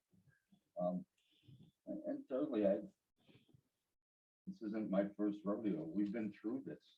It's not the end of the world. It may inconvenience some people, but we're prepared to take care of those people and to make sure they get their vote counted on election day. I'll put that. No, that's actually, it's a good point, because I don't think a lot of people even know they got paid. I've heard that from some people that came out kind of recently when this all came up, and some of the discussion and from even members of the public that approached me like, oh, I didn't know that. I thought well, they are volunteers, but they do get paid. So good point, Peter. And what else, ladies and gentlemen? Yes, sir. I just want to say, I'm going to support this measure. No one's happy about the change, but the registers worked very hard to come up with an equitable solution. And I think we should do it. And if there's lines, I'm going to be the first one back here after November screaming, we got to change it again. So let's try to make it work. Yeah, I agree. Anyone else? What do we got? Yeah. Yes, Brendan. So, I appreciate the comment out there from someone from town here to just say no. Being half Irish, I know what Irish democracy means, and I appreciate that comment. Because, a couple years ago, a professor from Yale wrote a book called Two Cheers for Anarchism. And the quote he has in there is, "One not need have an actual conspiracy to achieve practical effects of a conspiracy. More regimes have been brought piecemeal to their knees by once was called Irish democracy," which kind of means just say no and, the heck with you people. So I understand that. I'm not sure that this is one of those items to do that. And I told a story a couple weeks ago at the last council meeting. I live within a mile of Willard. I used to vote there. And I was just a beginning counselor, and I was out standing at Willard doing my duty, campaigning, standing there with the signs, and noticed people are storming out of Willard saying, "I can't believe I don't vote here." And I'm sitting there thinking to myself, last year was a big election. You didn't come out for the big election, but you came out for a municipal election. I thought that was odd. And they were so mad that they were saying, "Well, I'm not even gonna go vote. I have to go drive over there now." So I understood that. I was one of those people standing there that had to go change my voting place. But what I left out of that story is one of the people standing there that night was Joe Arosimowicz, the former state rep from Berlin. And he raised his hand and said, "Well, I helped do that." And he told his heartstrong story that he helped do that, redistrict the town so that his mother can vote for him for once before she died. Now, I know that being a newbie, I'm not that naive. We all know that these things are done by the parties in power to protect incumbents because voting habits change, people's votes change. And, I had to laugh a little bit at him because I was going to smack him because I didn't want to drive to American Legion to vote. But, in the last couple of years, that place has changed from the Legion to the VFW. So like Peter said, it happens. I certainly understand it. And the other thing I want to bring up was I was trying to get some information, there's a reason why this happened. The Connecticut, I found this in the US News and Report, just trying to get some background information. The Connecticut State Supreme Court has adopted a congressional redistricting plan submitted by the court's hired expert that makes mostly minor changes to the boundaries of the state's 5 districts to accommodate population changes. Now, what's interesting is, the court ordered the reapportionment committee, which was 4 people on each side, this panel of state legislatures, to pay this expert's bill. They paid this guy $89,000, almost $90,000 for his opinion. Now, this is the same guy that they hired 20 years ago to reproportion Connecticut, and it created the lobster claw. And if you know what the lobster claw is, you got something like this where it takes New Britain and puts it in District 1. And District 1 goes all the way down to Danbury. So the state legislators in this commission wanted that to be changed and couldn't agree on it. So I thought that was interesting. But, you know, I'm going to support this and I'll be right there behind Charlie pushing him if there's a problem. Okay, thank you, Brendan. Anyone else? Yes. I just want to say that we will do whatever we can to make it as easy for the people that can't vote, what they've been accustomed to over the past 10 years. Handouts, somebody there sending you along, and mailings to these households, you know, do what we can to make it as, you know, easy as possible. Folks, anyone else? I guess, I mean, put my position out there. I think it's very clear that accessibility is a big issue for me. Obviously, being a resident of the 83rd, I will be affected by this, as many who have spoken will also be impacted by it. I think another concern for me was also brought up in the public comment section of the hastiness of this proposal. I think if there had been more notice, I guess, from the state in terms of giving our registrars ample opportunity to come up with a comprehensive plan over the course of several months, I'd be a lot more comfortable with that. That said, I do appreciate all of the hard work that both Joan and Chrissy have put into this. It's very clear that, you know, accessibility was at the forefront in terms of making sure that people don't have to drive far distances to the polls. I would be more comfortable, I think, with 3 districts, 3 voting precincts in the 30th.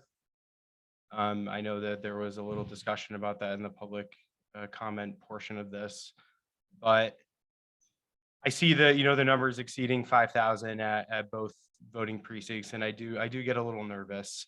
So I think that a proposal with 3 in the 30th and 1 in the 83rd would be something that I would be more comfortable with.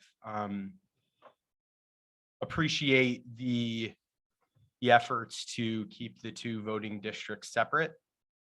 I think, you know, and this point was brought up in our meeting last time about ensuring the integrity of ballots. And I think that point was revisited today. And I think that's of the utmost importance in any election, ensuring that you're voting for the right people, regardless of how much they may like one individual candidate.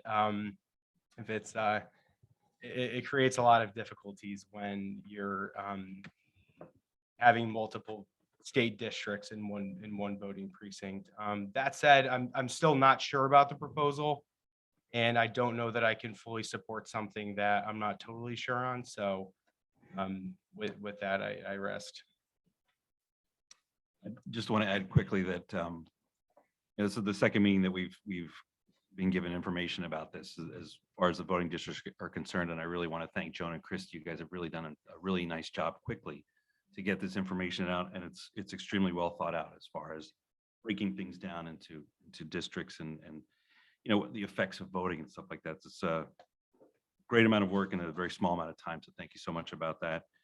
I'm always a big fan of accessibility to voting. And it seems like listening to comments that everybody's making out there that it is, you know, increasing the amount of polls is probably the best thing we can do.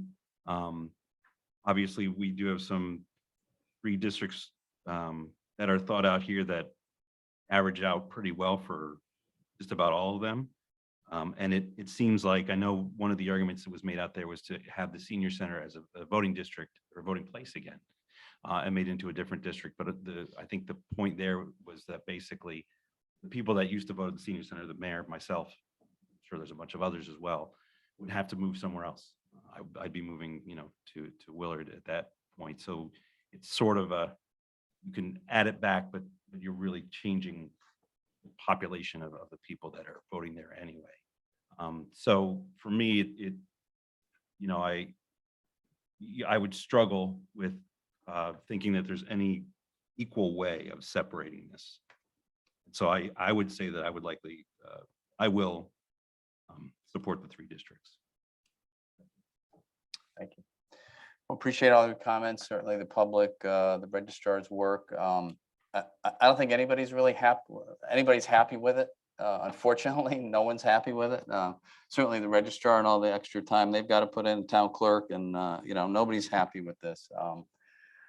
But so goes the United States sometimes, and so goes Connecticut. When the legislature speaks, sometimes we unfortunately have to do things we're not really, really don't want to do. I think we're trying to make the best out of it.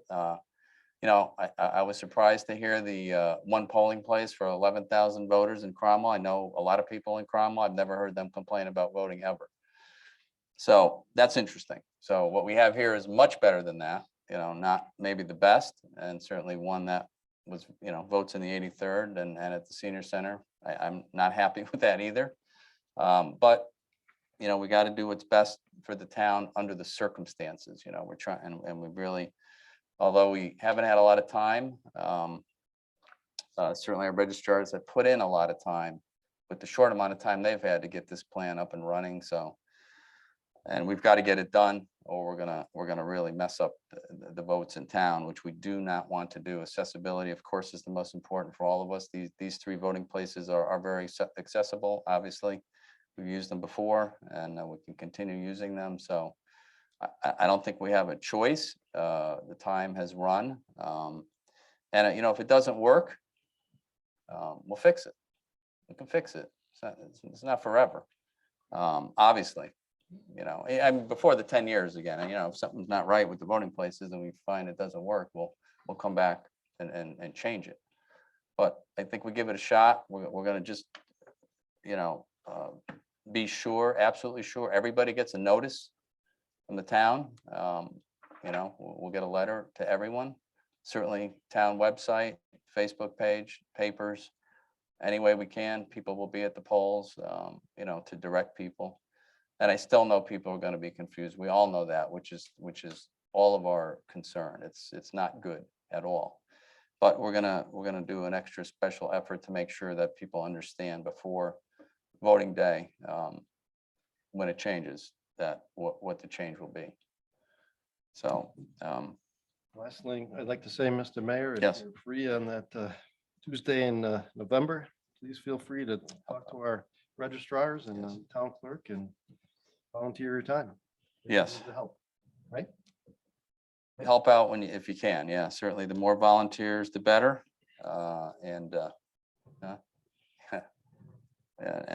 We appreciate all the volunteers that have done it for many, many years. So with that, we'll go ahead and take a motion. And folks, before you leave after our motion, like it or not, I hope y'all like it.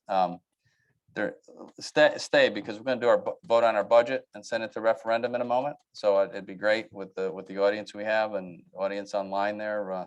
It's a more upbeat. It's going to be a more upbeat talk about the budget. Believe it or not, it's going to be good. It's going to be good. I promise you. Affordable housing as well, Mark. Yes, that too. We want some positive stuff here coming out of here, right? So anyway, we'll go ahead and take a motion on this. Okay, Mr. Mayor, I move to adopt an ordinance amending the voting districts of the town of Berlin. Thank you. Second on that? Second.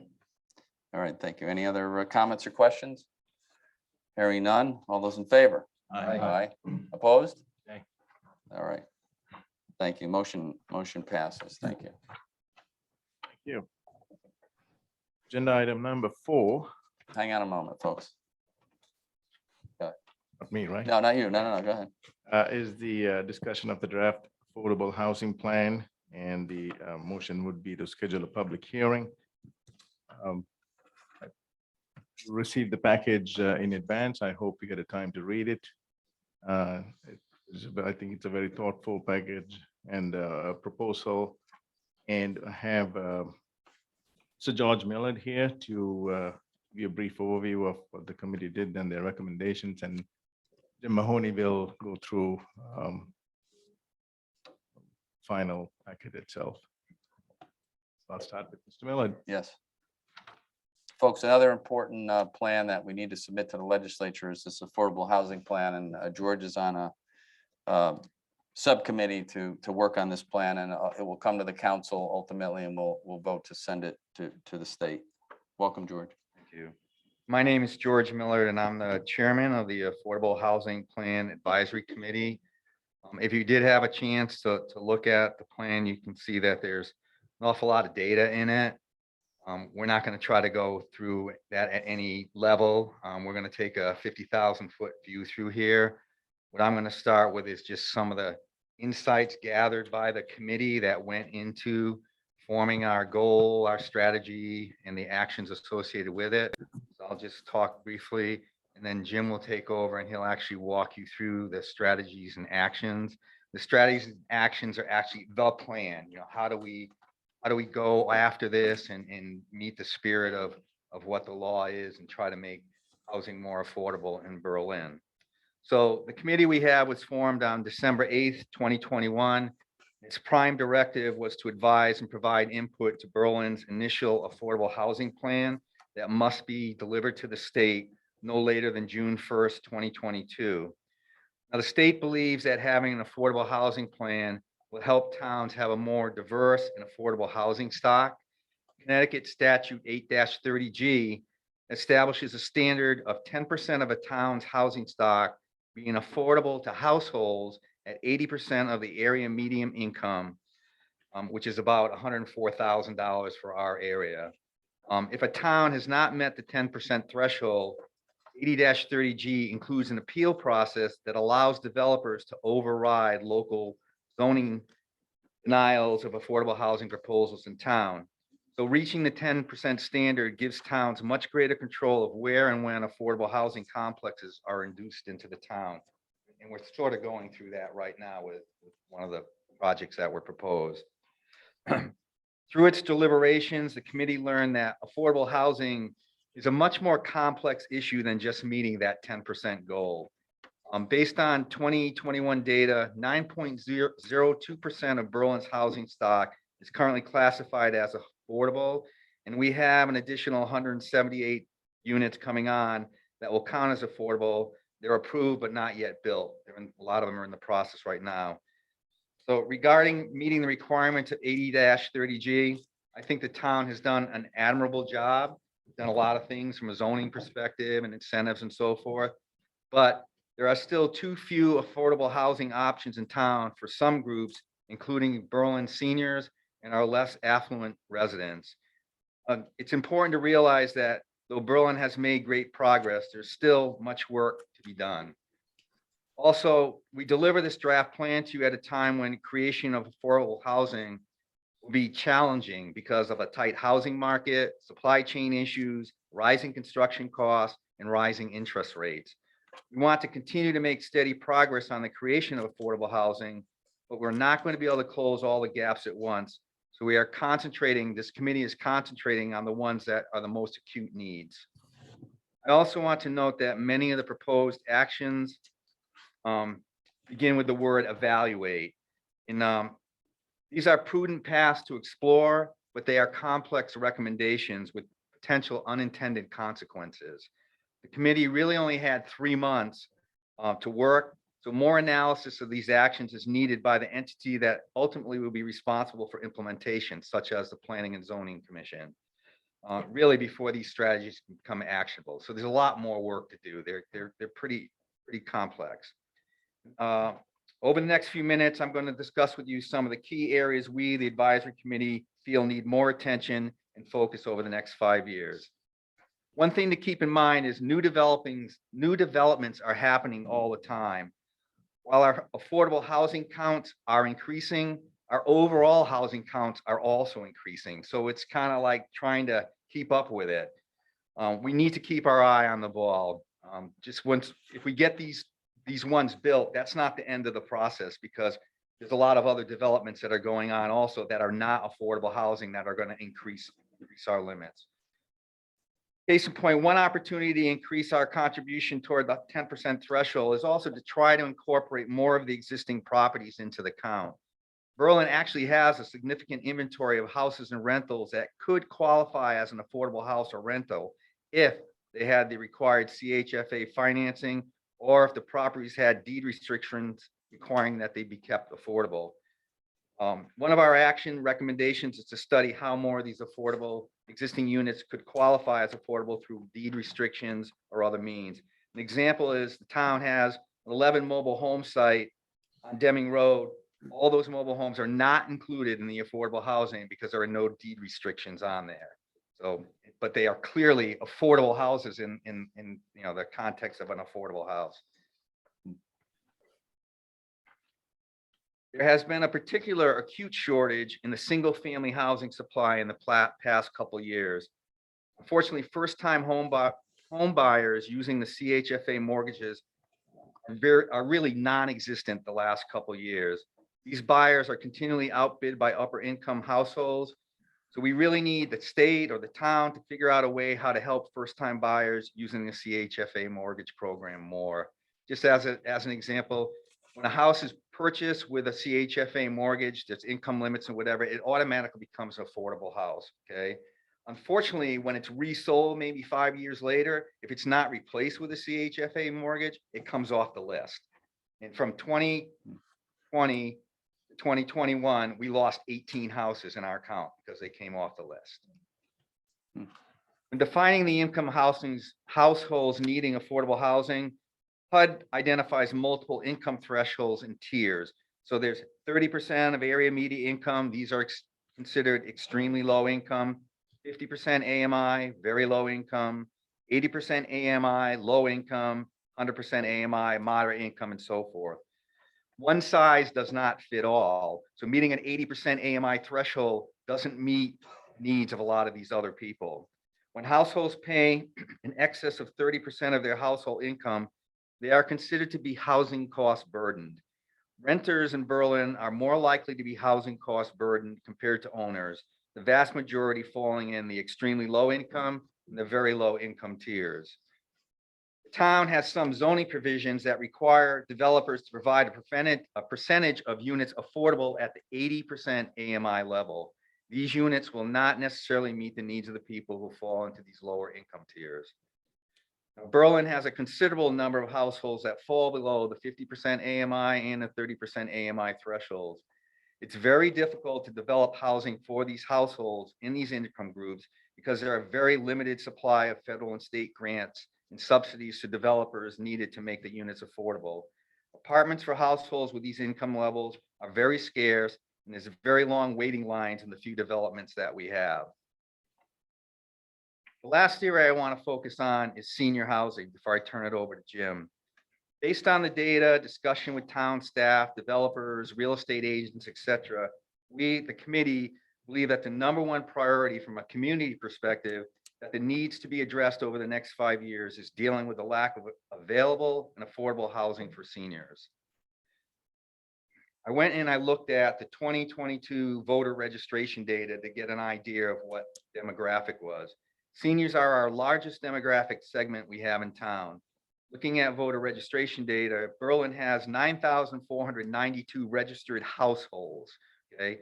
50.7% of these households are 55 or older, 25.5% are 70 or older. Considering affordable housing for seniors, I really want to focus on two groups of seniors with different housing situations and needs. The first group of seniors are those with limited incomes. They retired a while ago, trying to subsist, a lot of them on Social Security, maybe a small pension. Many of these households fall into the 30% of AMI, extremely low income, or 50% AMI, very low income levels. There are only 398 age-restricted affordable units available in all of the town, okay? And we have over 4,000 households. Many of these have extensive waiting lists. The 50-unit 143 Purcell Avenue Senior Housing Complex, which was approved by the Planning and Zoning in 2015, but the Berlin Housing Authority is still seeking financing for that project. So 7 years ago, this illustrates really how difficult it is to obtain funding for affordable senior housing. The second group of seniors are those with a modest income currently living in a modest single-family home in Berlin. Many of these have households greater than 80% of AMI. As they age, many of them have a strong desire to sell their homes and move into a smaller single-floor home or an age-restricted complex similar to something like Stonebridge. Very often, seniors are reluctant to move into these mixed-income, non-age-restricted complexes for a variety of reasons. Safety, not senior friendly, etc. They really don't want to be in these mixed environments. Unfortunately, in the town, there are only 63 age-restricted market rate apartments in Berlin. There are several age-restricted developments, for example, Beckley Farms, but these don't exactly cater to seniors of modest means. They have entry levels of $350,000 and up, and they have homeowner association fees of about $400 a month. So you're not of modest means and going into these places. A consequence of this is seniors tend to stay in their homes longer. Over time, they kind of let them deteriorate a little bit because they can't keep up with the upkeep. The other aspect of this is really impacting the pool of available houses for new first-time buyers, because oftentimes these are houses less than $300,000 or $250,000 that would be ideal candidate for a first owner CHFA finance house. You see, everything is kind of interconnected. You know, if we don't have enough high-level luxury apartments, then people buy down, and everybody's buying down. You know, they're buying below their income level, which is squeezing out the lower people and all the way down that chain. So hopefully you've garnered some insight into the housing issues residents of Berlin are facing. Again, there's a lot more detail in the report. We are available. I'm now going to turn it over to Jim Mahoney, and as I said, he'll present the affordable housing goal, identifying the plan and the strategies and actions put forward to achieve the goal. Jim? Thank you, George. Jim? Thank you, George. Mayor, first I'd like to say that we're planning on making some fine tuning of the plan should you accept it tonight and schedule it for a public hearing, just in terms of formatting. And also you probably noticed that in the implementation plan, we needed to fill in the responsible entity and timing columns. So we'll do that as well. So a little housekeeping there, but as George said, our overarching goal is to meet the 10% and to provide, as best we can for the housing needs of all town residents. And we've got several strategies. The first is to provide more home ownership opportunities, affordable home ownership opportunities.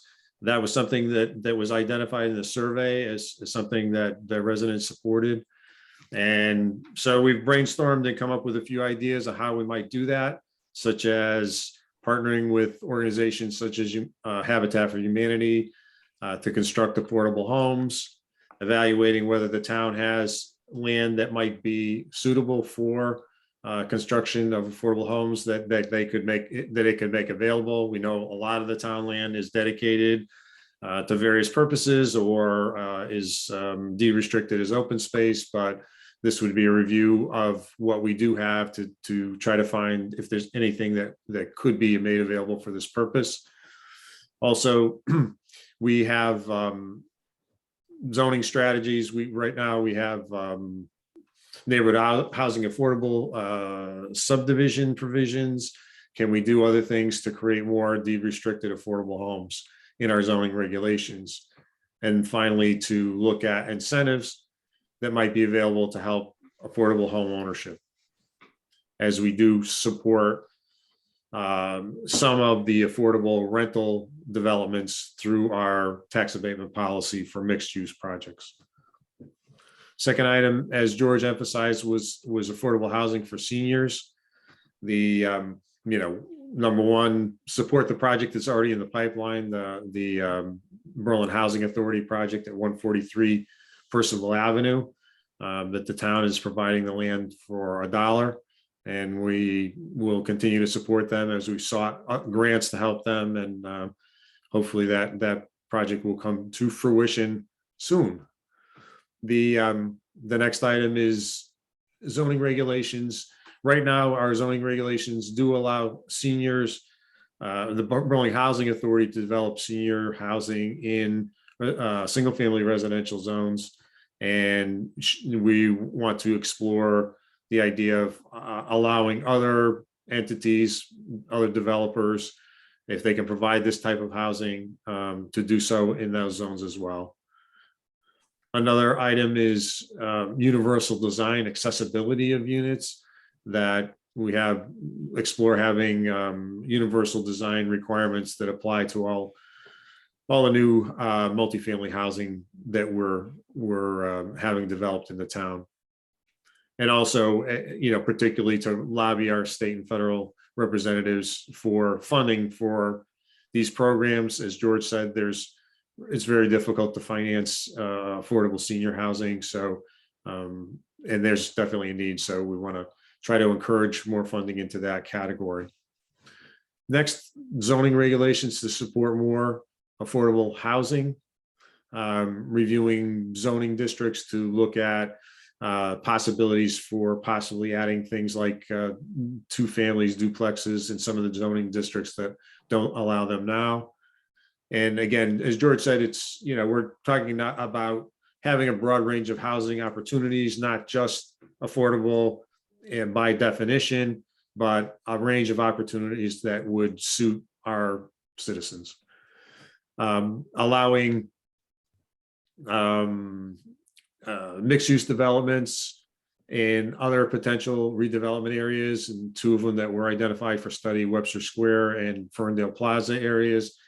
Those are areas that are, again, redevelopment areas that are similar to like the Berlin Turnpike, where we're allowing multifamily and affordable housing now. We also have on that Berlin Turnpike, our BTD zone that is currently allowing affordable housing and multifamily housing developments. And that zone needs to be further evaluated. The number of sites that qualify for the zone is very limited, maybe 1 left that's not already in application stage. We also want to look at the mix of commercial to residential in this idea of mixed use projects, that maybe we want to have more commercial components. So we're going to look at that BTD area. Also in the Kensington Village overlay, we have a core area 1 and core area 2. Want to look at increasing densities in core area 2. Right now, the densities are maximum densities are 26 units per acre in core area 1 next to the train station where a Steel Center project is being developed, and then across the street it's 6 units an acre. So want to look at that area as well. Also looking at accessory dwelling units, possible changes to the planned design district to kind of better accommodate affordable housing to kind of jumpstart that idea if specific applications are submitted, and looking at, what are the requirements for bedroom counts in the affordable housing units. So those are some of the zoning areas that we want to evaluate.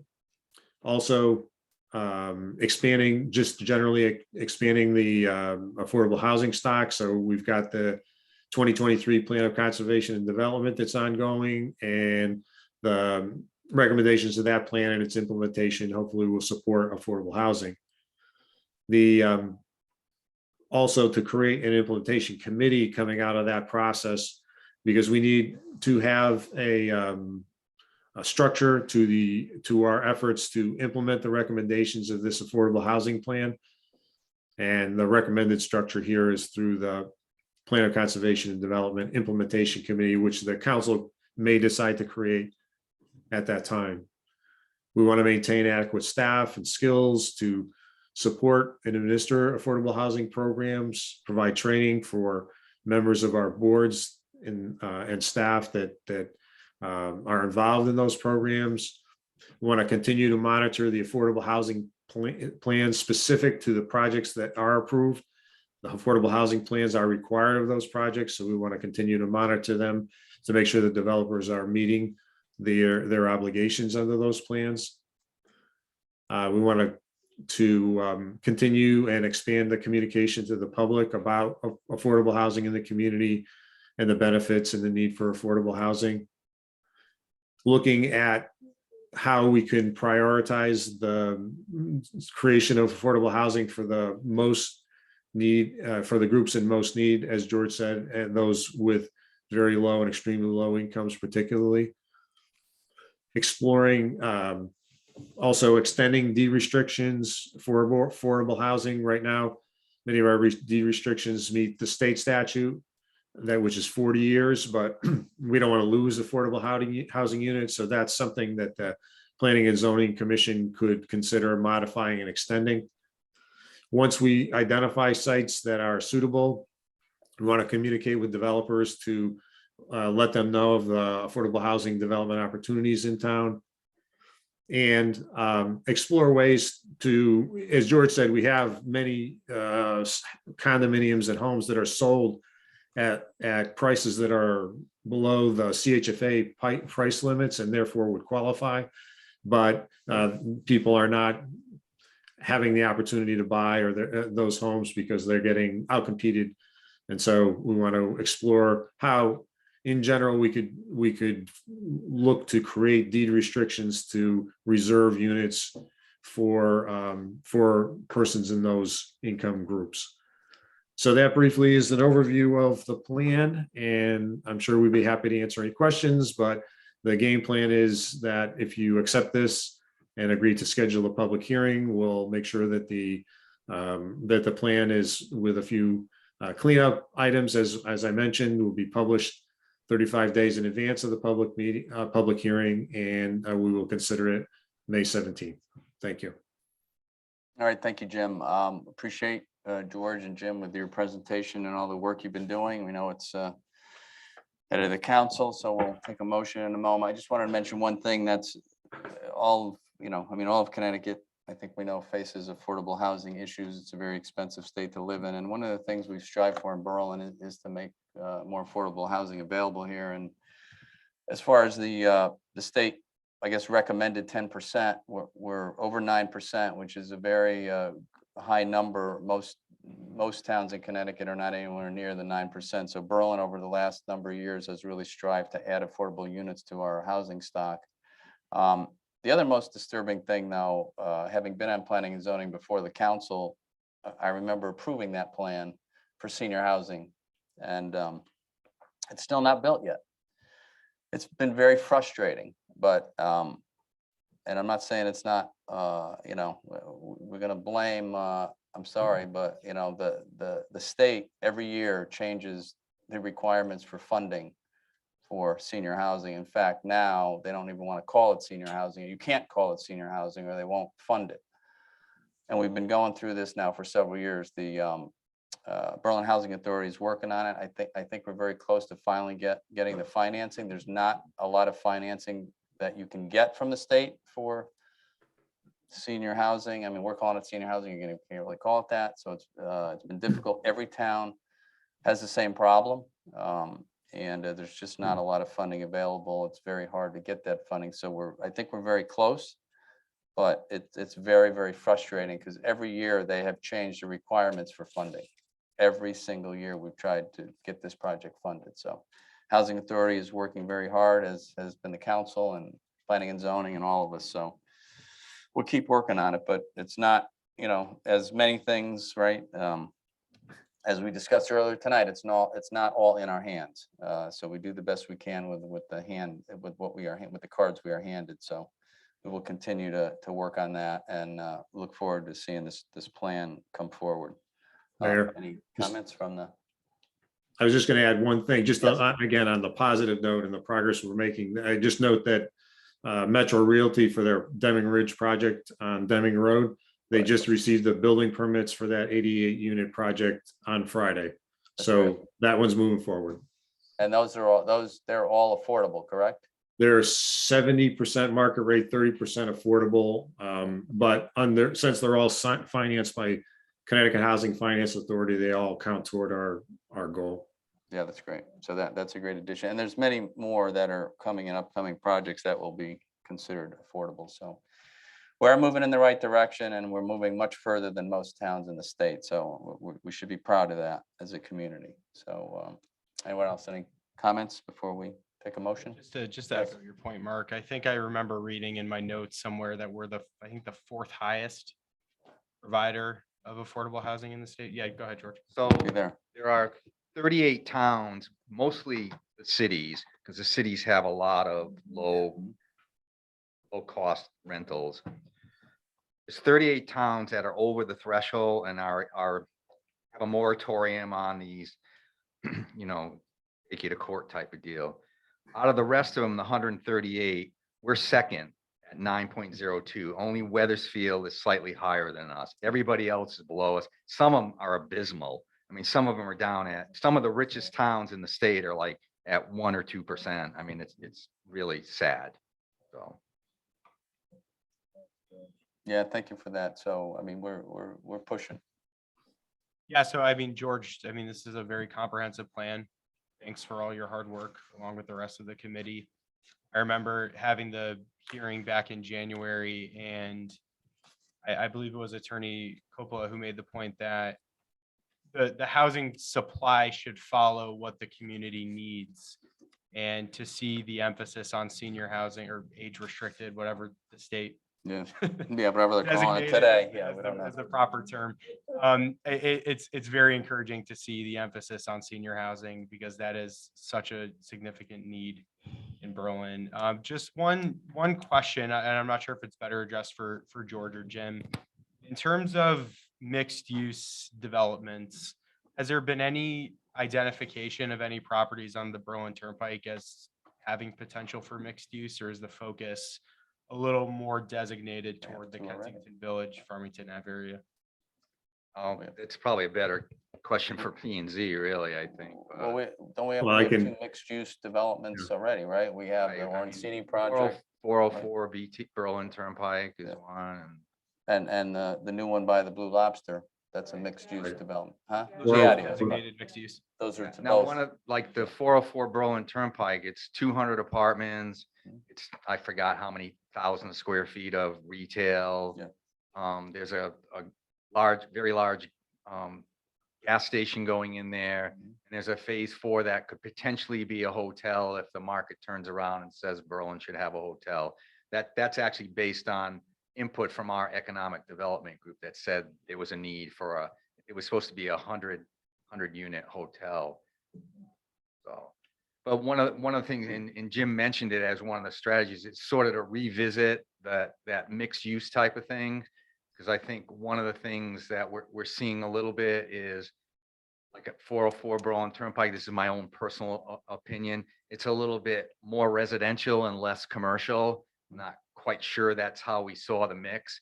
You know, it's like 10,000 square feet of commercial space and 5 40-unit buildings. When that thing gets built and you see those 5 4-story buildings sitting there, you're gonna go, oh, Jesus, you know, that's quite a bit. And it sort of dwarfs the commercial aspect of it, in my opinion. But I think like what they're doing, Steel Center, is that's what we really would like to encourage. And that's why we mentioned, you know, like Ferndale Plaza and Webster Square and the core 2 part of the village and whatever, you know, if anybody really wanted to rip and replace and do like they did at the Tyvek building or the steel building, I think that brings a lot of value to those type of areas, you know, really nice apartments and good retail commercial space underneath too.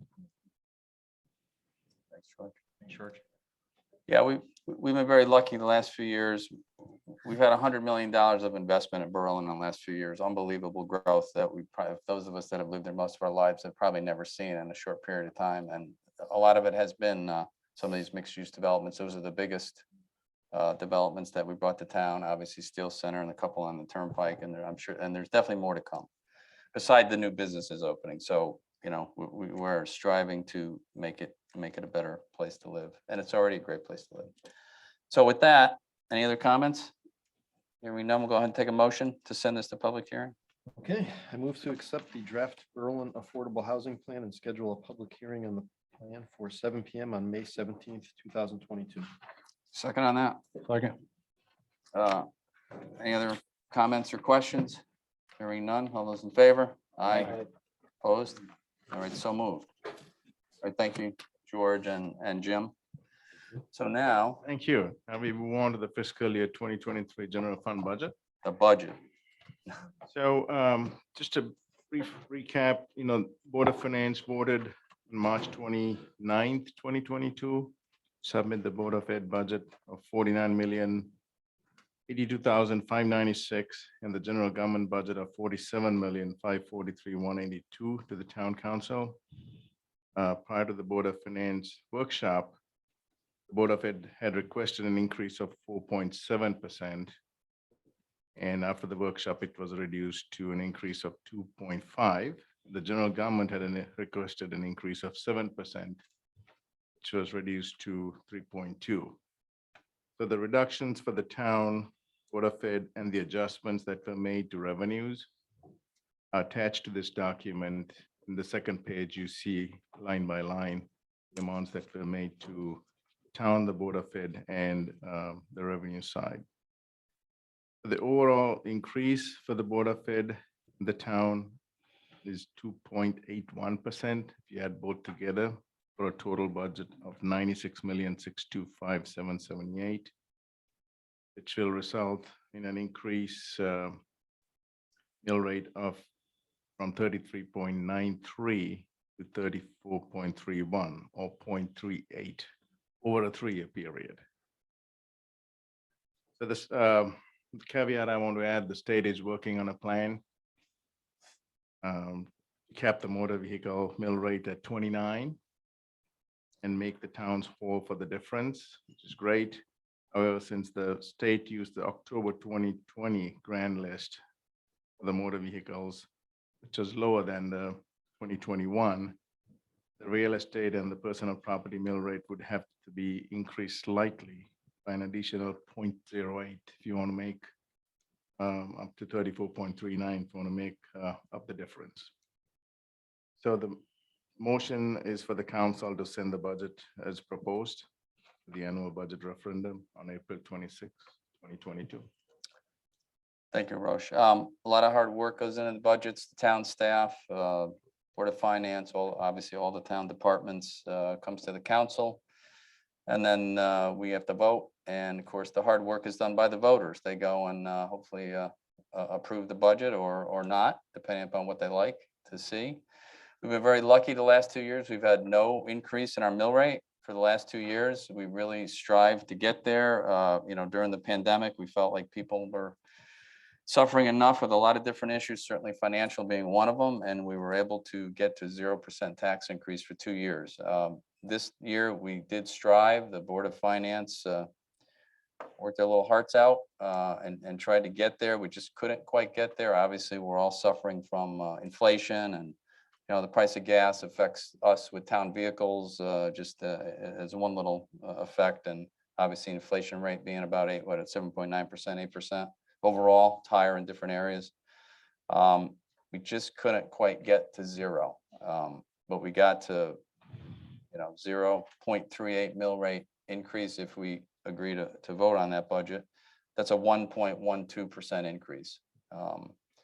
And just to make it, to understand it a little bit, so on a home worth $280,000, that would be an increase in your taxes of $6 a month, $74 for the year.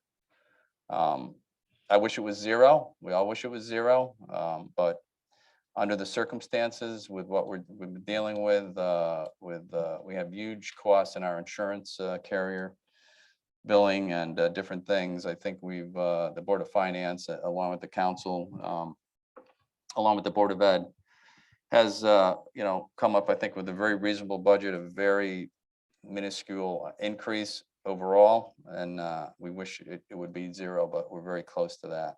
And we're still with that. The town is getting a 3.2% increase in their budget. The Board of Ed is getting a 2.5% increase for obviously an average of 2.8% total. So that's what we have. I think we've got a lot of projects we're going to fund. We still have capital projects, capital equipment we're going to fund. So the town is running well. We're funding everything. So we have some bridges to repair. We have roads to fix. All that's going to be done with this budget.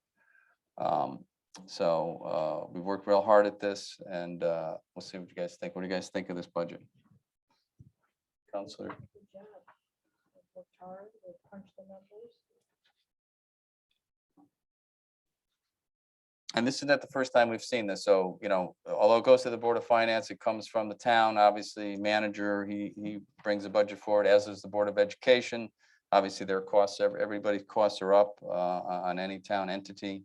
The council typically gets all the documents. We attend the Board of Finance meetings. So we've been working along, and giving advice and working together with the Board of Finance and the Board of Ed to try and get the most reasonable budget we could. So what are we thinking on this? Comments? Questions? Sure, Mr. Mayor. Yes. I'll start off by saying thanks for all the hard work from the Board of Finance. The different departments, the town side of the budget and the Board of Ed. I mean, it's got to be one of the first years in a long time where there wasn't a lot of, tension. Seems to me that people reached out ahead of time to talk to each other about the needs and of the town, what we can get away with, what we definitely need to do. Looking at the 10-year or 20-year capital project plan. You had some people that worked well together on the Board of Finance, which was good to see. And, I was able to zoom in and listen to the two budget hearings, the one at the senior center and the high school. And really, no one came out. You're a bigger crowd than came out at the budget hearing. So I hope that's a good sign. But, yeah. That's why I wanted you to stay. I wanted to create some kind of crowd. I think the high school topped out at about probably 30, 35 people. Yeah. It's hard to say. There was. It's a bigger room though. Mostly Board of Ed employees, not residents, but that's all right. Yeah, go ahead. Brett. So I don't have a problem pushing this forward and could get kicked back to us and then we'll see what happens. Thank you. What do we got? Anything else? Just a quick question. Do we have consensus on the ARPA funds? I see that we're using 300K to offset. There were discussions, throughout March about appropriating that toward HVAC projects. And my understanding is that that money is being designated toward that, but we have consensus as a group on that. I believe so. I think the Waiting for some additional funding from the. Plus. state, but Yeah. it's like crickets, if you know what yeah. But the rest of it, so there was 5.3 million left of the 6.2 million we got from the COVID relief funds from the federal government. So we used a little bit last year. This year we took 300,000 of it to offset the budget, but the rest of it that's left is $5 million. So that is the consensus of the Board of Finance. I think the Board of Ed and the council that 5 million would go towards. So 3 of the elementary schools need HVAC upgrades, which is very acceptable under the COVID funds that came to us from the federal government. So the 3 schools, a rough estimate right now is about 5 million each. So Willard is the oldest, would start with Willard with that 5 million. Hopefully that covers the cost of Willard. So that's great. That's found money from the federal government. Still our tax dollars, but at least we got it back to Berlin. And the other 2, Griswold and Hubbard, would be next. So yeah, that would be what we plan on using that for, and at least we can get one school done. One of the other projects we're doing beside that, just to bring up another, is some renovation at the police department. You'll remember, I don't know, what is it now? Probably 10, probably almost 10, I don't know, 8 years ago now, the town voted not to build a new police station on Farmington Avenue. In a vote, and which was probably a good idea, because now we have a commercial development on that place, which will help us with taxes, with all of our tax bills once that is completed by the train station. And it does complement really the state did do a great job with the new train station. It's very nice, and that CT Rail seems to be doing pretty well. So that's great. But they need renovations. The police station was built, well, I don't know, 1970 something, I guess, town hall in general. But the police station, there's many different things that need to be upgraded with the police accountability bill and others. Things have to be fixed. If you walk into the police station, it looks like it's the 1970s as far as the layout. We've fixed the dispatch center has been upgraded. The cells have been upgraded to save us on any liability and make sure we're doing the right things with anyone that is unlucky enough to be locked in one for a while. And there's still some more upgrades we need to do. So that's another project that we've agreed to do. There's several bridges in town. I didn't realize that Berlin has the most amount of bridges. How much is it? 36? 36 bridges in Berlin. What, I mean, we know they're all over. I guess you don't recognize them all. That's more than anybody in our area, probably most of than in the state. So we have been repairing them as we go. There's more to do. But sometime we'll get some state funding for some of that. And there's some roads. Obviously, we'll continue with the road paving. And there's some other projects that are on the list that we will be doing. There's always infrastructure. There's some sewer projects on the turnpike. So, you know, we're still going to be moving forward with a lot of projects and but keeping our taxes reasonable, which, as we know, not only helps the residents in town that are paying taxes, but our businesses as well. I think that's why Berlin has been doing well. We a few years ago created a tax abatement policy that attracted businesses to Berlin. And our mill rate is lower than Newington and some of the surrounding towns. And, you know, again, we bring all these businesses to town, they start paying the full rate on taxes. We'll see more income to the town and hopefully less of a need for a large tax increase. I mean, obviously, we're all dealing with the inflationary problems, which is affecting us too, and everything the town has to buy, but we're still able right now, at least this coming year, with this budget, if we vote it through and if the voters agree, it's pretty reasonable, but we are taking care of all our town services and the Board of Ed, who has had increases too. You know, they've been through a tough time the last 2 years. It's been very difficult for them. You know, we're doing the best we can for them. We have raised their profile amongst the surrounding towns as far as how much we send to them, as far as percentages. So they're doing pretty well they're doing pretty well under the circumstances. And obviously, we know a strong education system attracts businesses, attracts residents, and keeps you know, people interested in moving to Berlin, which is a good thing. So that's where we're at. If we have no other questions, no other issues, we'll go. And yeah, we don't want to forget that we're paying down our debt as well as, you know, as we go forward. I mean, we started, well, since I've been here, we started with, it was inherited $112 million, I think, something of debt. We're down to, I think this year we'll be down to 79, I believe, 79 million. We're not bonding anything this year. So a town our size with our budget, we're about at $100 million budget now. According to our independent auditors, we should be around probably $40 million in debt, you know, reoccurring as we continue. We're over that still, we're almost double that. We were triple that though. So we're paying it down. Once we do that, recognize that our debt payment is, I don't know what it is this year. Let's say it's around 7 million, I think, something like that. So the less debt we have, that part of that 7 million, if we can cut that in half and get down to 40 million in bonded debt, that's another about $4 million we have to spend on our projects, on our school system, on our police station, on, you know, whatever else we need for the town. So the lower the debt, obviously the better off, the more the money we have in our budget to take care of the needs of all of us, from seniors and students and everyone else. So anyway, that's where we're at. So with that, we'll go ahead and take a motion. Okay, I move to send the fiscal year 2023 Board of Education budget of $49,082,596 and a general government budget of $47,543,182 to the annual budget referendum on April 26, 2022. All right, thank you. Second on that? Second. Thank you. Any other comments or questions? Hearing none, all those in favor? Aye. Opposed? All right, so moved. So folks, go out and vote at the budget, on April 26th. Tell us if you like it. If you don't like it, send it back. We'll, you know, we'll do the best we can with what you ask us to do.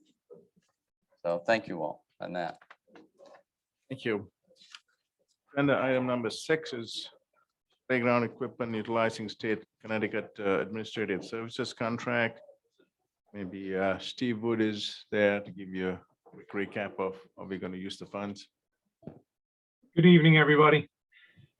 I'll try to keep it short after the last couple of presentations. I'm looking to utilize the state of Connecticut Administrative Services to replace several pieces. Extra of bonus, playground Steve, if you keep it short. That's all right. Steve, would you mind Yeah, just looking at- speaking up a little bit? I'm having a little trouble hearing. No problem. Is that better?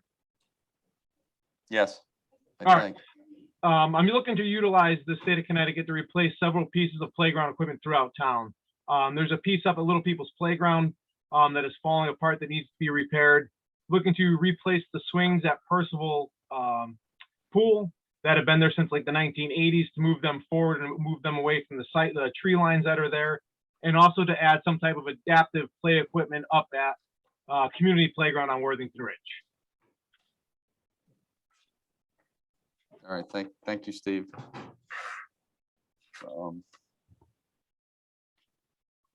Questions for Steve? Hearing none. Appreciate your hard work, and it's good to improve some of these playgrounds and obviously keep them safe as well. So with that, we'll go ahead and take a motion. Mr. Mayor, I move to approve the issuing of a purchase order in the amount not to exceed $30,000 for the maintenance and replacement of playground equipment, and approve hiring Creative Recreation utilizing the state of Connecticut Administrative Services Contract number 17 PSX 0081 for fiscal year 2021-22. Thank you. Second on that? Second. Any other comments or questions from the council? Hearing none, all those in favor? Aye. Opposed? So moved. Right, thank you. Agenda item number 7. Thanks, Steve. To set a public hearing, an ordinance appropriating $2.8 million for water line replacement. I'll have Ray, a quick recap on that. Got some pictures for you too, also, so if you're interested. This is rather interesting to me because the Ukrainian-Russian war is a personal impact. I found out this afternoon that it is a professional impact.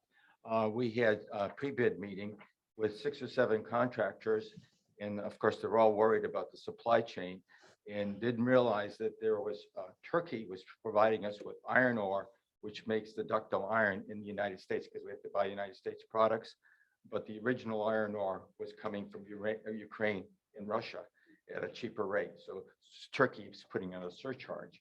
So the project here basically is $1.7 million, but we're asking for 2.8 just in case, because we're sure that there's going to be some kind of additional contingencies.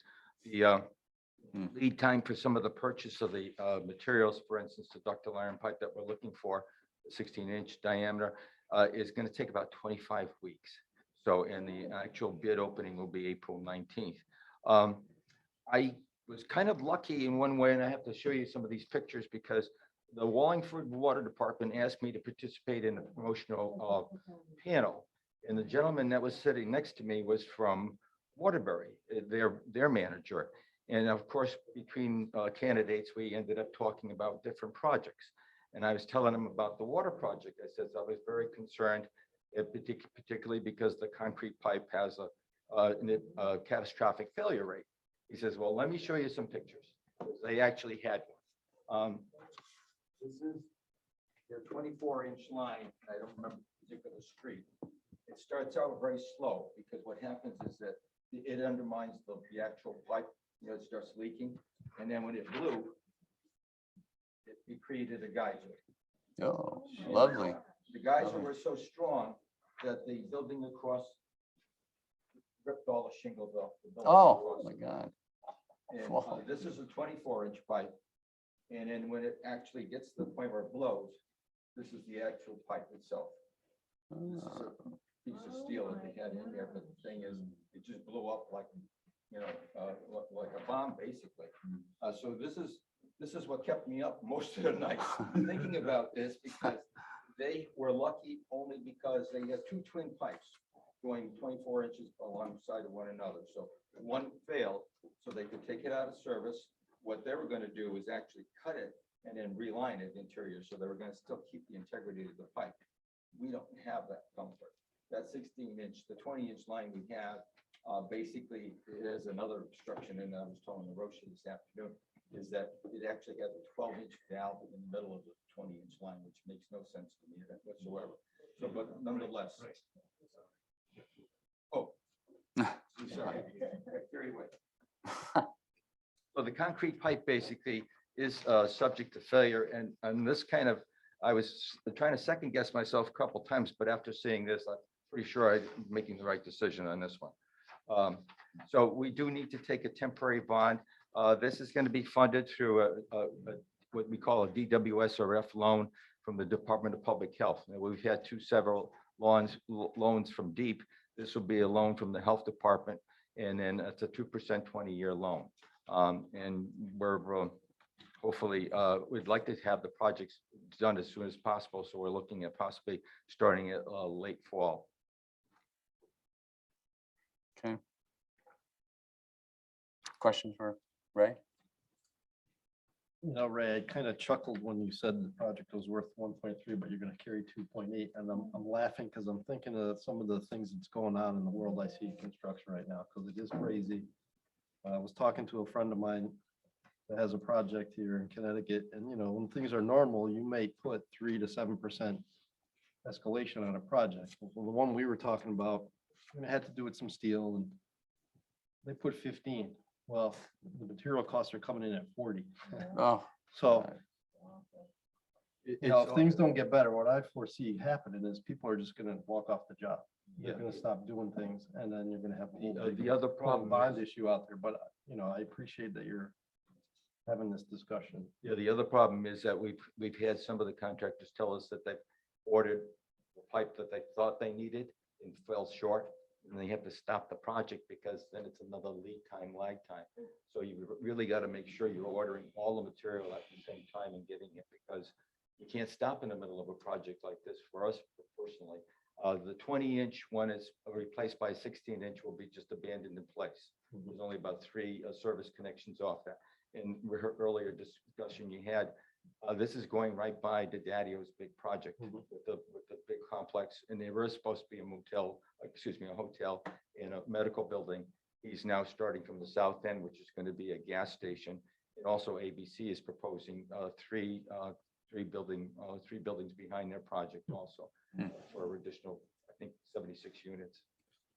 It's going to be an active location. wow. Yeah, that's great. Other questions? Yeah, you're replacing a 20-inch line with a 16-inch line, Yeah. but the 20-inch has an effective 12-inch restriction on it. Yeah, it was put in, and I asked our foreman what he thought. He says, well, that's probably all they had around, and so we're 12-inch line. So the 16 is actually going to give us a better flow. Oh, definitely. And actually, I went back, Charlie, and I looked at some of the information earlier on when I found out it was a 20-inch concrete pipe, because I was looking at it and there was some actually engineering evaluations done in terms of what the size should be. They decided with the 20-inch because this whole line was actually put in to serve MHART for fire protection. That's unnecessary at this point in time. And they did evaluations with the 16-inch line, and the 16-inch line was more than sufficient. Anything else for Ray? If not, we'll go ahead and take a motion on this. Okay, I move to authorize the town manager to retain the services of Pullman and Conley to prepare bond authorization documents in the amount of $2,800,000 for the planning, acquisition, and construction of a new 16-inch ductile iron water main, and to authorize the town manager to schedule and advertise for a public hearing to be held on Tuesday, April 19th, 2022 at 7 p.m. for an ordinance entitled, an ordinance appropriating $2,800,000 for the water line replacement on the Berlin Turnpike, and authorizing the issue of $2,800,000 of bonds of the town to meet the said appropriation, pending the issuance thereof, making of temporary borrowing for such purpose. Thank you. Second on that. Second. Any other comments or questions? Hearing none, all is in favor? Aye. Opposed? And so moved. Thank you. Good. Thanks, Ray. Appreciate it. Agenda item number 8 is the YMCA facility use and rental agreements for Hubbard and McGee. This is another one of the classic examples of price increases at initial prices. Oh, boy. Good enough. We went out the day and Jeff had to go and get prices again, Jeff and Doug. So want to do a quick recap? Are you doing it or Jeff doing it? You got up, so you're on.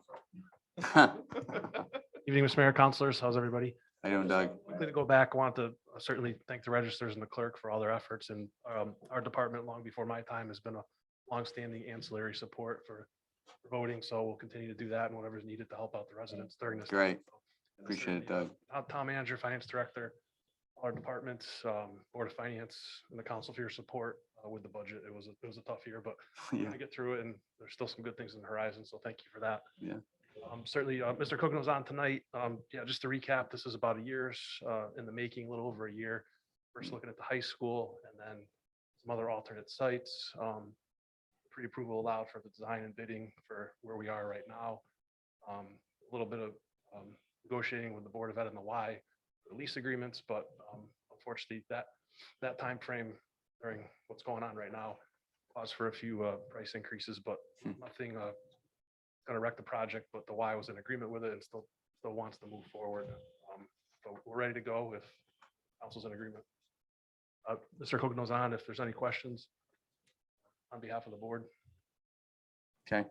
Hi, Jeff. Is he sleeping? He's asleep. He's asleep. I don't blame him. It's- Tapped out an hour ago. Your deal, Jeff. Hi, folks. How are you? There he is. There he is. Nice to see you. See you. There you Uh-oh. secret. So there there he is. There we go. Yeah, come on. We thought you were going to bed. Good all evening, right? You're up. folks. That's Good impressive evening. to see. How you doing, Jeff? Good. No, it's a great project. I know it's been kind of a little bit of a long road, but I'm glad we've got here. It's a great for the town, great for the Y, great for the school system. So, it's taken a while to get here, but we're here, right? Everybody's happy with this at the moment. And I think it'll be great to have these daycare facilities at McGee and Hubbard. And obviously we get the building, the old, the Y downtown for our transitional program. So it's a win-win, I think, for everybody around. Any other comments, Jeff or Doug? Any questions, counselors? Well, Yeah. I want to thank you for all your patience and putting all this project together. It seemed like a simple one when we started. It got a little complicated as we went along, but everybody was very frankly so much for the project, not only the Board of Ed and of course the council and the YMCA. It's a good project, as you said, Mr. Mayor, and well, now it's in place finally. We've got the money put where it's supposed to be put. We've got good contracts. We've had good bidding done, a lot of work with Doug's department.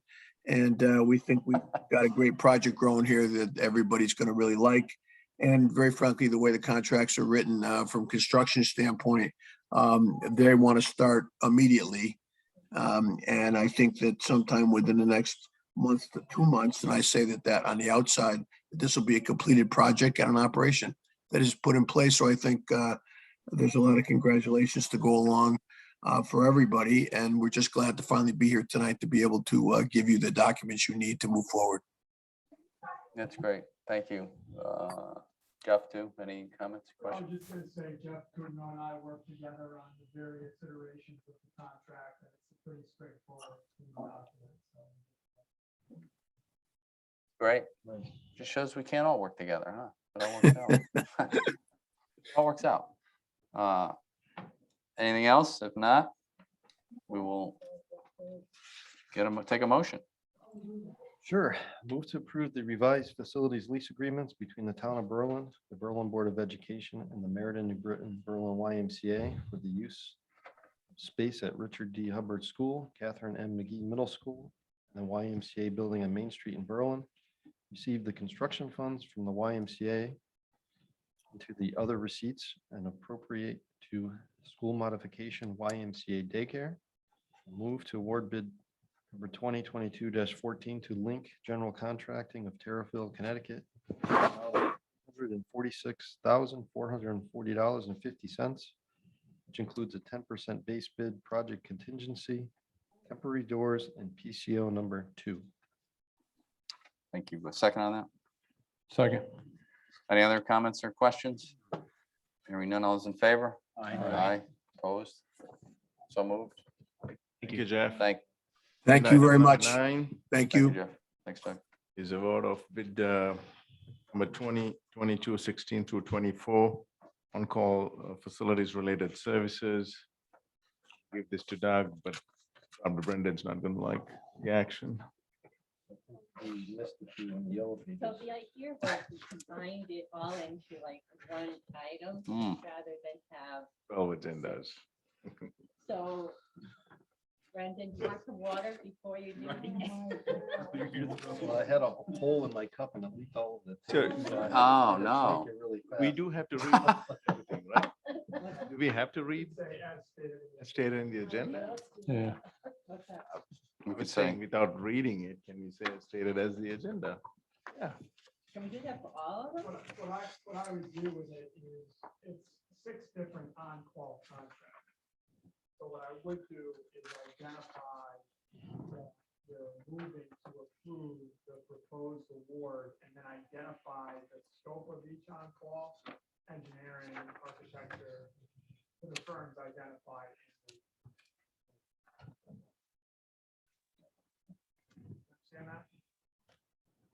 Show 9. Yes. Gonna do a quick recap. Oh, sure. So it's, I guess the majority of who we could potentially exceed the $10,000 threshold with.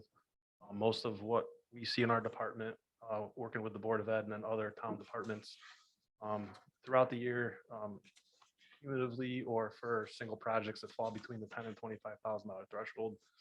This is most of who we would use to take care of the buildings. There's some more out there that we didn't encompass in the first round that we're working on now with purchasing. We'll get back out there.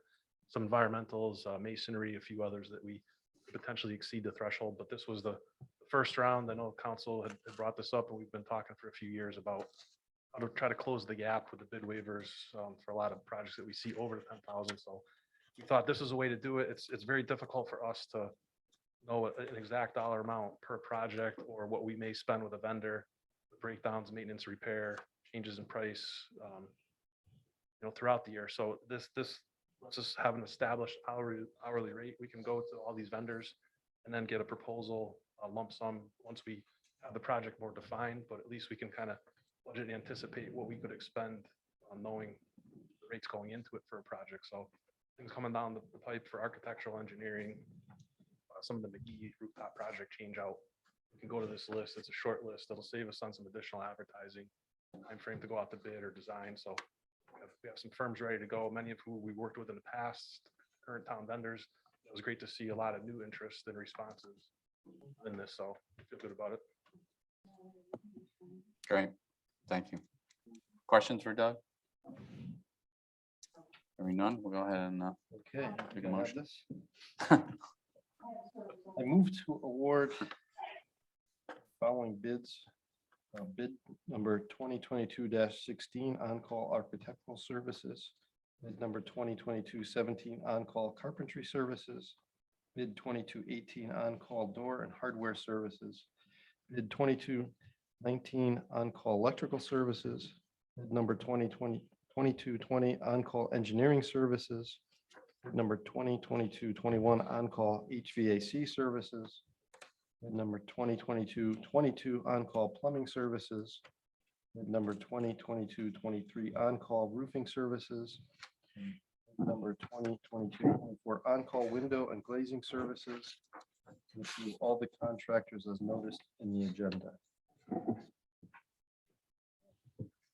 we good on that one? I think Perfect. we should say that it's up to 50,000 per bid, per vendor, for fiscal year 22-24. Okay, and also to improve the expenditures up to $50,000 per fiscal year without exceeding an account balance for these contractors. We good? All right, the second on that? Second.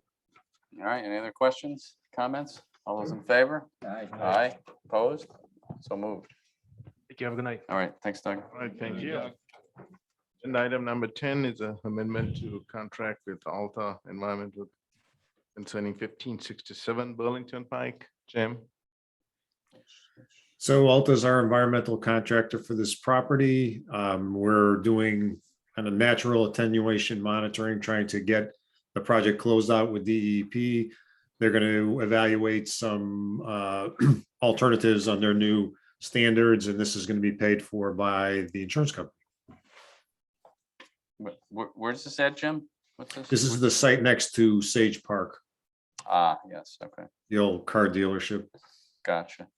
Okay, We've done the soil remediation. We're just trying to get to the end with with the groundwater. okay. These environmental things never go away. They just go on and on and on. Okay, all right. Any questions for Jim? If not, we'll go ahead and take a motion. All right, I move to waive the town's bidding procedures and authorize the town manager to enter into a contract amendment with Alta Environmental in an amount not to exceed $2,500 for an assessment of groundwater standards alternatives for the property at 1567 Berlin Turnpike to be paid from the insurance account, since this is in the best interest of the town. Thank you. Second on that. Second. Thank you. Any other comments or questions? Oh, yes, sir. Yes, sir. Jim, what kind of business is this? Alta is an environmental consultant. Any other questions or comments? Hearing none. All those in favor? Aye. Opposed? So moved. Great, thank you. Then item number 11, another environmental related. We enter into a consulting contract amendment with Beta Group for Connecticut Sand and Stone Corporation Brownfields Project. Jim? So we previously awarded a contract to Beta, most recently to install 6 well clusters. We were trying to do that. The site's very wet, trying to do it in the winter months when it was a little more solid. Encountered a lot of challenges. So in terms of installing the well clusters, so they had to go out, the subcontractors had to go out multiple times, plow the areas, wait until it was frozen. So we incurred some additional costs, and we also want to build in a little contingency. So again, this is an item that's covered by the state brownfield grant for the site, and we're asking for authorization for the additional $12,500 to Beta. All right. Thank you. Thank God for the Brownfield grant. Any questions? Dealing with this issue for a while. Take a motion. And move to waive the bidding requirements in the best interest of the town and authorize the town manager to enter into a consulting contract with Beta Group, Inc. in the amount not to exceed $12,500 to be paid from the Brownfields Assessment Connecticut Sand and Stone #2 account. Second on that. Second. Any other comments or questions? Hearing none, all those in favor? Aye. Opposed? All right, motion carries. Thank you. Agenda item number 12 is a tax abatement for Kevkai Properties LLC. So they're building a 10,000 square foot building on Christian Lane. They're going to occupy 5,000 square feet themselves and lease out the other 5,000, moving their business from Newington, and again, offering them the standard 3-year abatement, 50% in year 1, 40 in year 2, and 30% in year 3. It was recommended by the Economic Development Commission. All right, thank you. Thank you, Jim. What we're talking about, tax abatement, all the towns do it. We have to do it. We're all in competition together. So, once this is paid off, obviously it goes down every year. We reap the benefits of all these new businesses. So any questions, comments? Hearing none, we'll take a motion.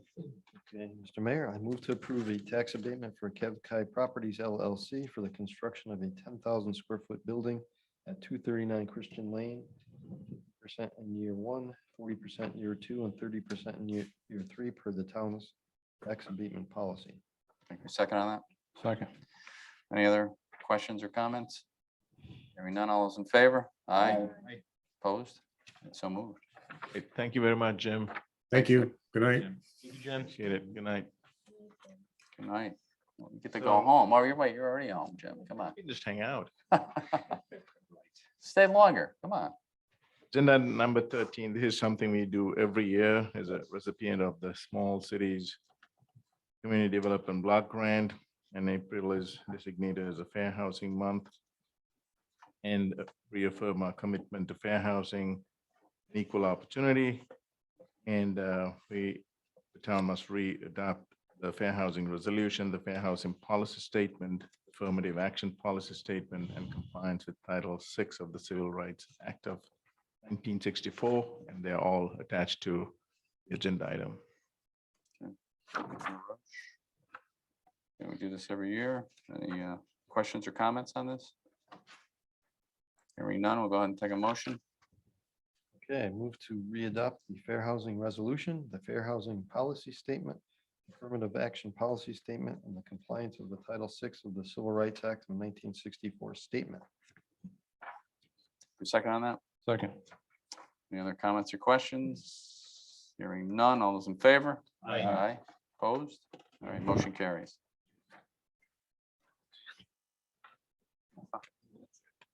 Is there more? Come on.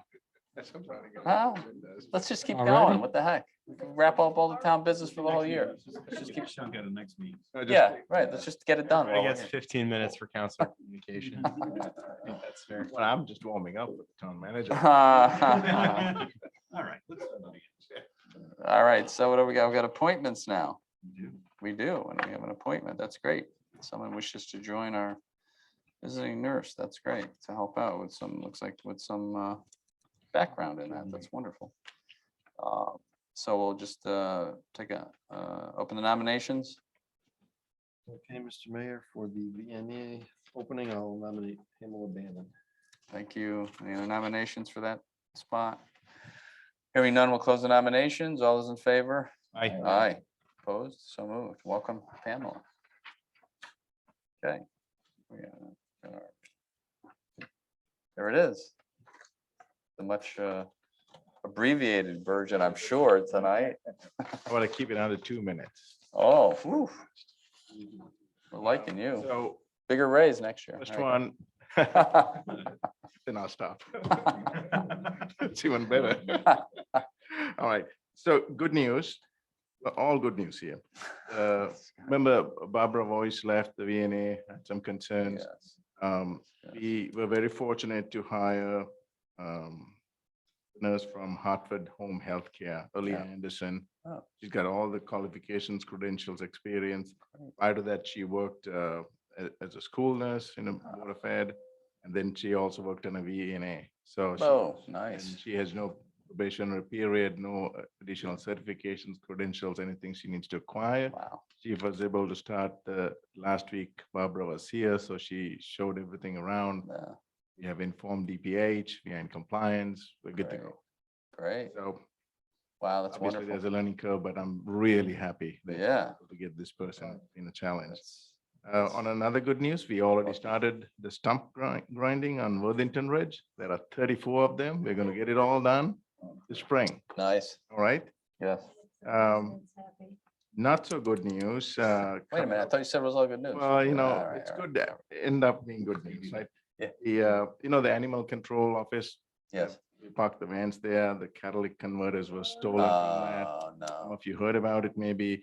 So now, just like what we did with the senior center, all town vehicles will be parked in town farm lane where it's locked. Ah, So okay, in the yeah. evening, they'll put it in there. Yep. Staff will go pick it up, bring it back, because Yep. there's no security in other places. Right. All right. Yeah. Mm.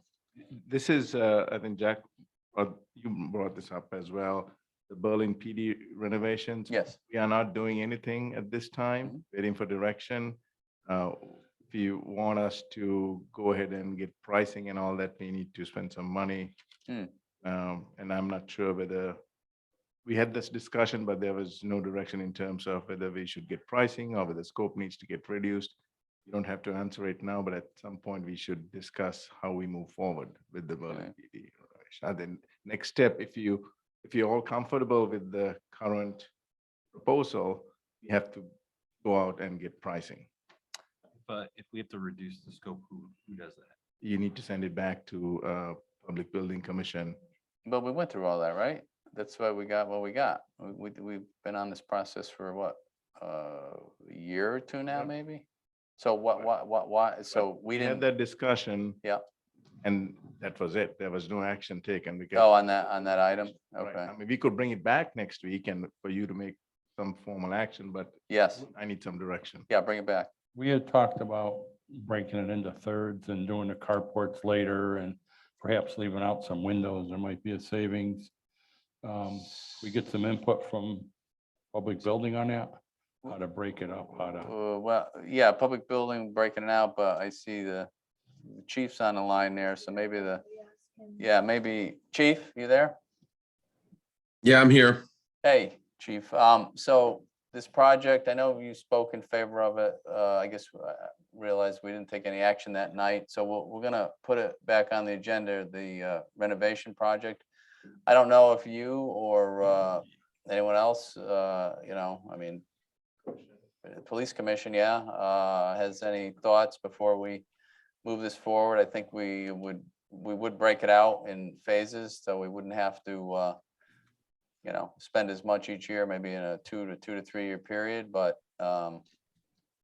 you can let us know what you think, if you guys have any other thoughts on the plan and what you want or don't want. I know the police commission wanted to talk about making some cuts to Okay. the design to keep the price down because of what's happening with the economy right now. Yeah. I'm gonna be speaking with the chairman tomorrow in the afternoon, and then I'm sure it's gonna be on their agenda. They have a special meeting tomorrow night, but then the next meeting is the following week, I believe, and they'll be part of their agenda then too. All right, so yeah, then do that, see what you guys are gonna talk about or what you think you might want to see reduced, if that's what you're thinking or the police commission are thinking, and yeah, come back to the next council meeting and let us know what you've come up with. Yes. And then we'll figure out a plan. I think they had it broken out to do it. Yeah. Phases. Yeah, I thought it was a 2-year thing, right? 3 years. Yeah, I think we preferred 3, but 2 or 3 years. Three phases over 2 years. yeah. Yeah, okay. But let us know what changes you want to do, if any. Well, I think they're thinking they have to make some cuts because of the cost amount, and Okay. I do caution that, some of the stuff that they've talked about off the record might involve design changes, which means having to bring back in the architect. Right. All right, well, let's see what you think and come back to the council at, what is it, the 19th, April 19th, so and just let us know what you guys are thinking.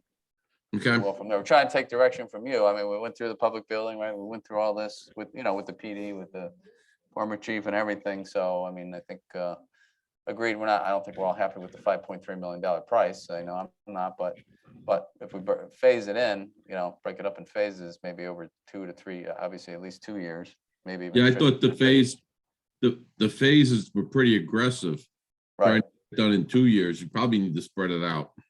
Yeah, that's what I'm thinking, chief. But yeah, I mean, I think we were pretty comfortable with what was being done. Obviously, we know prices are going up and they're just gonna continue to go up, but so we're between a rock and a hard. It makes me nervous. Yeah. to spread out for I know. There's no winning, I guess, but yeah, so, figure it out, figure whatever you guys want to tell us or thinking about doing, and just come back to us.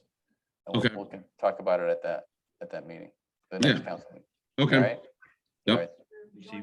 Thanks, chief. Thanks Yep. for hanging out for this long. Oh, right? hey, better than regular television. If you're sitting in the audience up here, we'd rather be home somewhere watching. I get it. We get that. I'm Yeah. glad we're entertaining then. That's a good thing. Yeah. Okay, thank you so much. Yep. All right. What do we got, Roche? Absolutely, the last one. Yes. Drum roll. This is really good news. Yeah. This is from, finally we got the final approval, the letter from Deep Energy and Environmental Protection on our athletic field money that the former speaker got. Oh, yeah. Of the bond commission, 2,774,254 for Biscaglia Field, turf field that we're gonna do. Oh, yeah. And also Good. the Lee's Field, Sage Park scoreboard, live video play, all of that stuff. Beautiful. The turf field has to get done in 24 months. We have 3 years for the scoreboard, so we actually have it now. We actually finally have it. How, Money's the answer. how long did that take? That was a Wow. Yeah. oh my goodness. Okay. Do I have it with me? No. Where's the briefcase? I don't have it with me physically. I actually cashed it already. It's in the town coffers. There we go. Nice. So Good. on that note. That's good news. Yeah, thank you. All right. There is good news. All right. So special committee reports, what do we have any? Do we have any? Well, no, we don't have any special committees, but if we're doing council. Brendan, did you want to Yep, mention something about? I this? do. Oh, you do? Yes, you do. That's what I. Yes, you do. We're winding down, hopefully soon, the Community Center, Senior Center Advisory Committee. Yes. Meeting tomorrow night. We're crossing our Ts, dotting the Is of hopefully a final report soon that we will kick back to the council. Everybody's had some good input and we're almost there. I think the question for that too, that the committee wanted to get some guidance on is how to present it to you. We obviously are gonna have a report. We'll have a slide show presentation to give it. Would you, there was a mention of maybe doing it at a public meeting at the high school, or would you just rather submit it to the council and maybe a short presentation? I would think the initial one, I'd rather you guys come here and give it to us, and then, depending upon what we think we want to do with it, if we make changes or whatever we do, we'll certainly, I mean, we're certainly planning on a couple public meetings, I'm sure, down the road with the information you guys are going to provide, but let's see it first so we can look at it and, you know, get some of our questions answered, and then we'll go from there. Appreciate all the hard work. I know it's been, huh? Does that make sense? You get to look at it. then Yeah. you can Ask us questions. and Yeah. we can Yeah, address we'll see the how it goes. Presentation afterwards. A lot of work, a lot of field trips, lot of work, huh? So I appreciate you guys being on it and the rest of the committee. It's a lot of work. That's why we gave it to you guys. Because you know, you guys can handle it. So we appreciate it. So anyway, all right, so Counselor Communications. Donna? I just wanted to mention, do we know what's happening with the Methodist Church over in East Berlin? Yeah. That terrible fire. Mm. and- Nothing since the day, right, of? Yeah, I stopped over there that morning. And thank God it was, the interior was pretty well, I mean, probably some water damage, but it didn't burn. It was the roof. The roof's got to go. Just to continue to pray for the people. of Earth and everything like that. Yeah, that was unfortunate. That happened a week after we were just Yeah, there, we right? were there too. Yeah. So much for It was very fortunate that they didn't break the stained glass windows. There's one of them, right? Maybe I shouldn't say it. One, a Tiffany window signed by Louis Tiffany. Yes. So some firemen decided to break that out for smoke. No, they told them, like, they got to the firemen and told them. Yes, I said if they decided to, though, yes. One was broken in the back, but it was a regular glass window.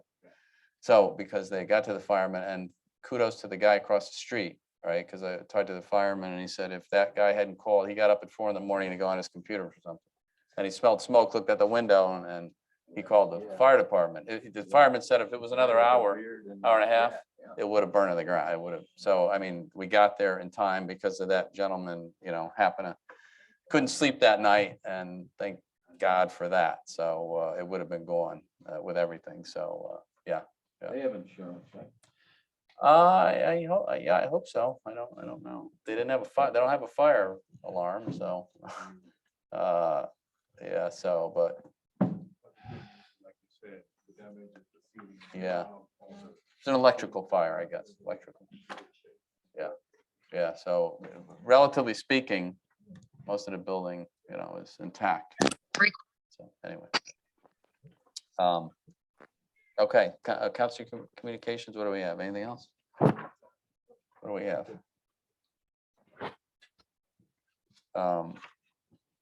Oh, we didn't bring up, Donna and I were speaking of this. You know, we want to get that fire department parking lot paved. Remember, we talked about the town doing that? Remember that? Yeah, I know, the money, I know we need money. Well, we're gonna pass the hat around here and we'll come up with. Give us your raise, or- Yeah. So, If you can do the parking Yeah, lot with right, my right, I grade, can keep do it it. then. I think we have 3 bids that, $1.25 or something. I think that's, you know. Yeah, pretty wait much- 15 minutes. Yeah, well, that's what I'm saying, the longer we wait, Well, I mean, So don't we have a surplus coming at the end of the year? I know we probably put it towards the budget, but have we done that officially yet? No. Yeah, we haven't. okay. Part of the surplus. Right. Unofficially earmarked for the capital at 1 point. Right. But not the whole potential surplus, right? Which is, It has to come through. we don't know yet. Yeah. Does the town own that parking lot? No. Can we spend money on paving it if we don't own it? Well, I think we spent money on their boiler one year.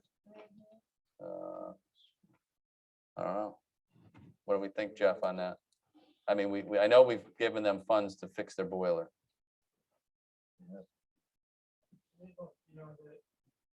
the conversation is always between the town and the board of ed. You know, we spend money. The school district is the municipality. You own the facilities. It's sport that the fire department though. Kensington, so they own their own. They're a separate entity technically. I don't know how we funded their boiler a few years ago. The roof in South Kensington? That, we own that building though. Oh, that's right. We own that. That's the only building we own, so we don't own the Kensington one.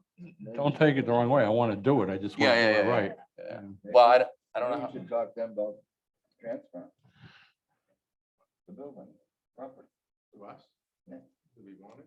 No. No, we don't want it. I don't know what's on it's less expensive. We don't want any Less more. expensive to just do parking. Probably easier to just, The wires. Fire trucks, how are they gonna get Wires there? are about the parking lot. it's gotta be a way to do it. It's a separate entity. Yes, Tilcon to donate. Get Tilcon to donate. it's a good question. We have to research. Question for, Furnace. yeah, how do we do the boiler and the furnace? Doesn't mean it was done right. Huh? So can, There's no lease or anything between the town and the district because it's a separate entity. right, That's correct. I believe so. If you want to just have them send you a letter asking you to fix it, and you want to engage a vendor directly and have them do it directly,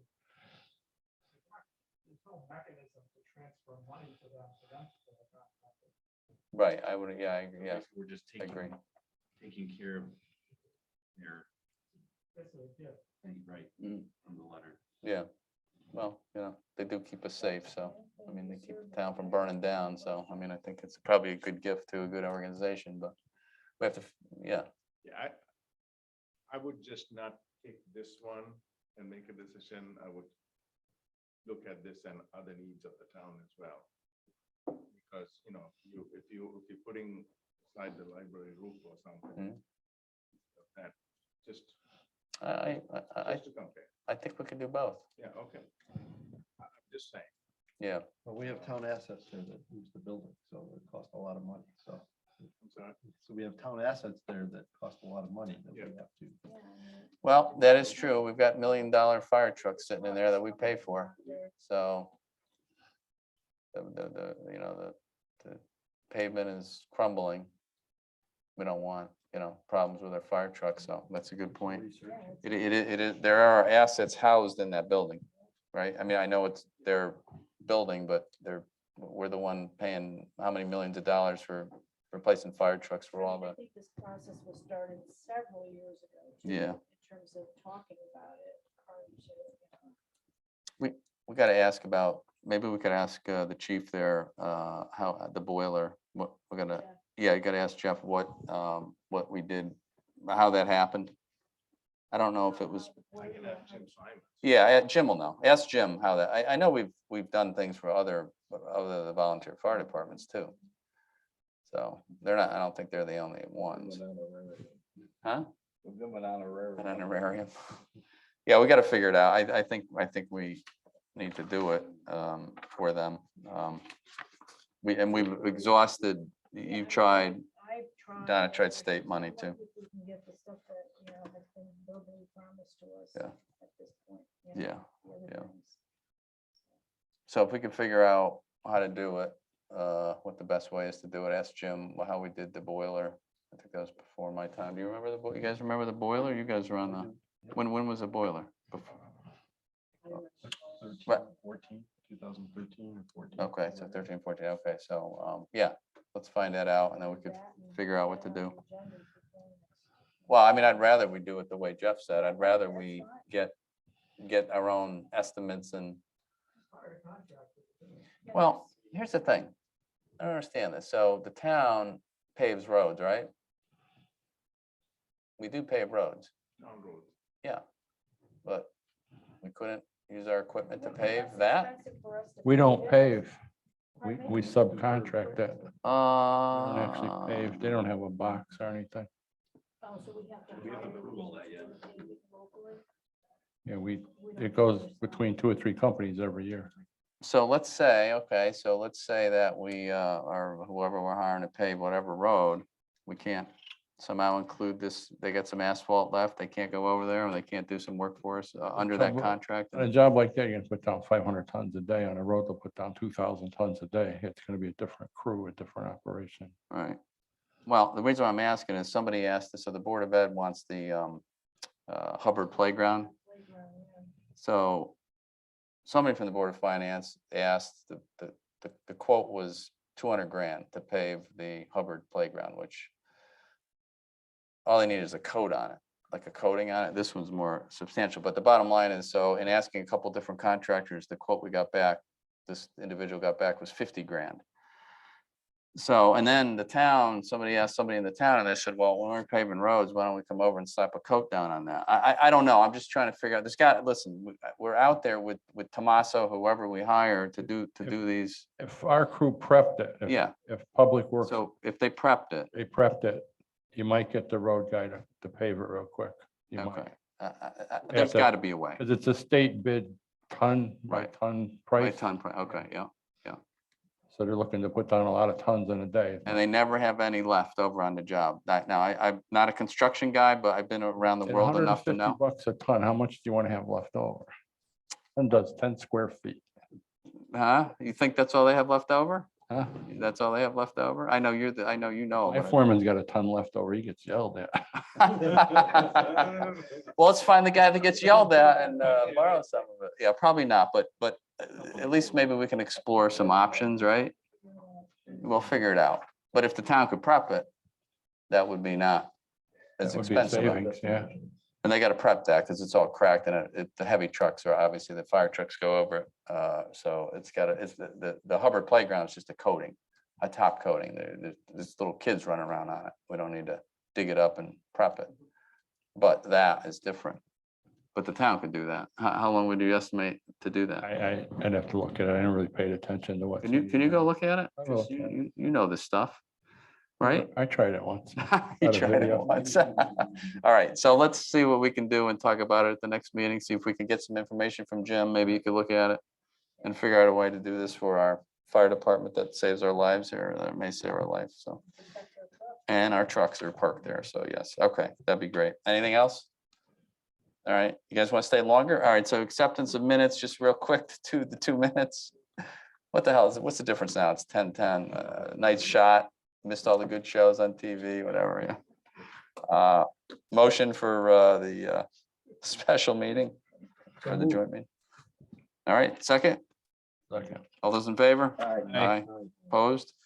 All right, so moved, and March 15th, right? Two of them. Motion on that. Accept the March 15th town council meeting minutes. Second. Thank you. All those, all those in favor? Aye, opposed, so moved. And motion to adjourn? Yes, so moved. Second, all those in favor? Aye. Aye. Actually, not bad. 3 hours for all that stuff we went through. That's actually pretty good. Put the over under at We could have been here at 11. Congratulating ourselves for this. Huh? Way to go.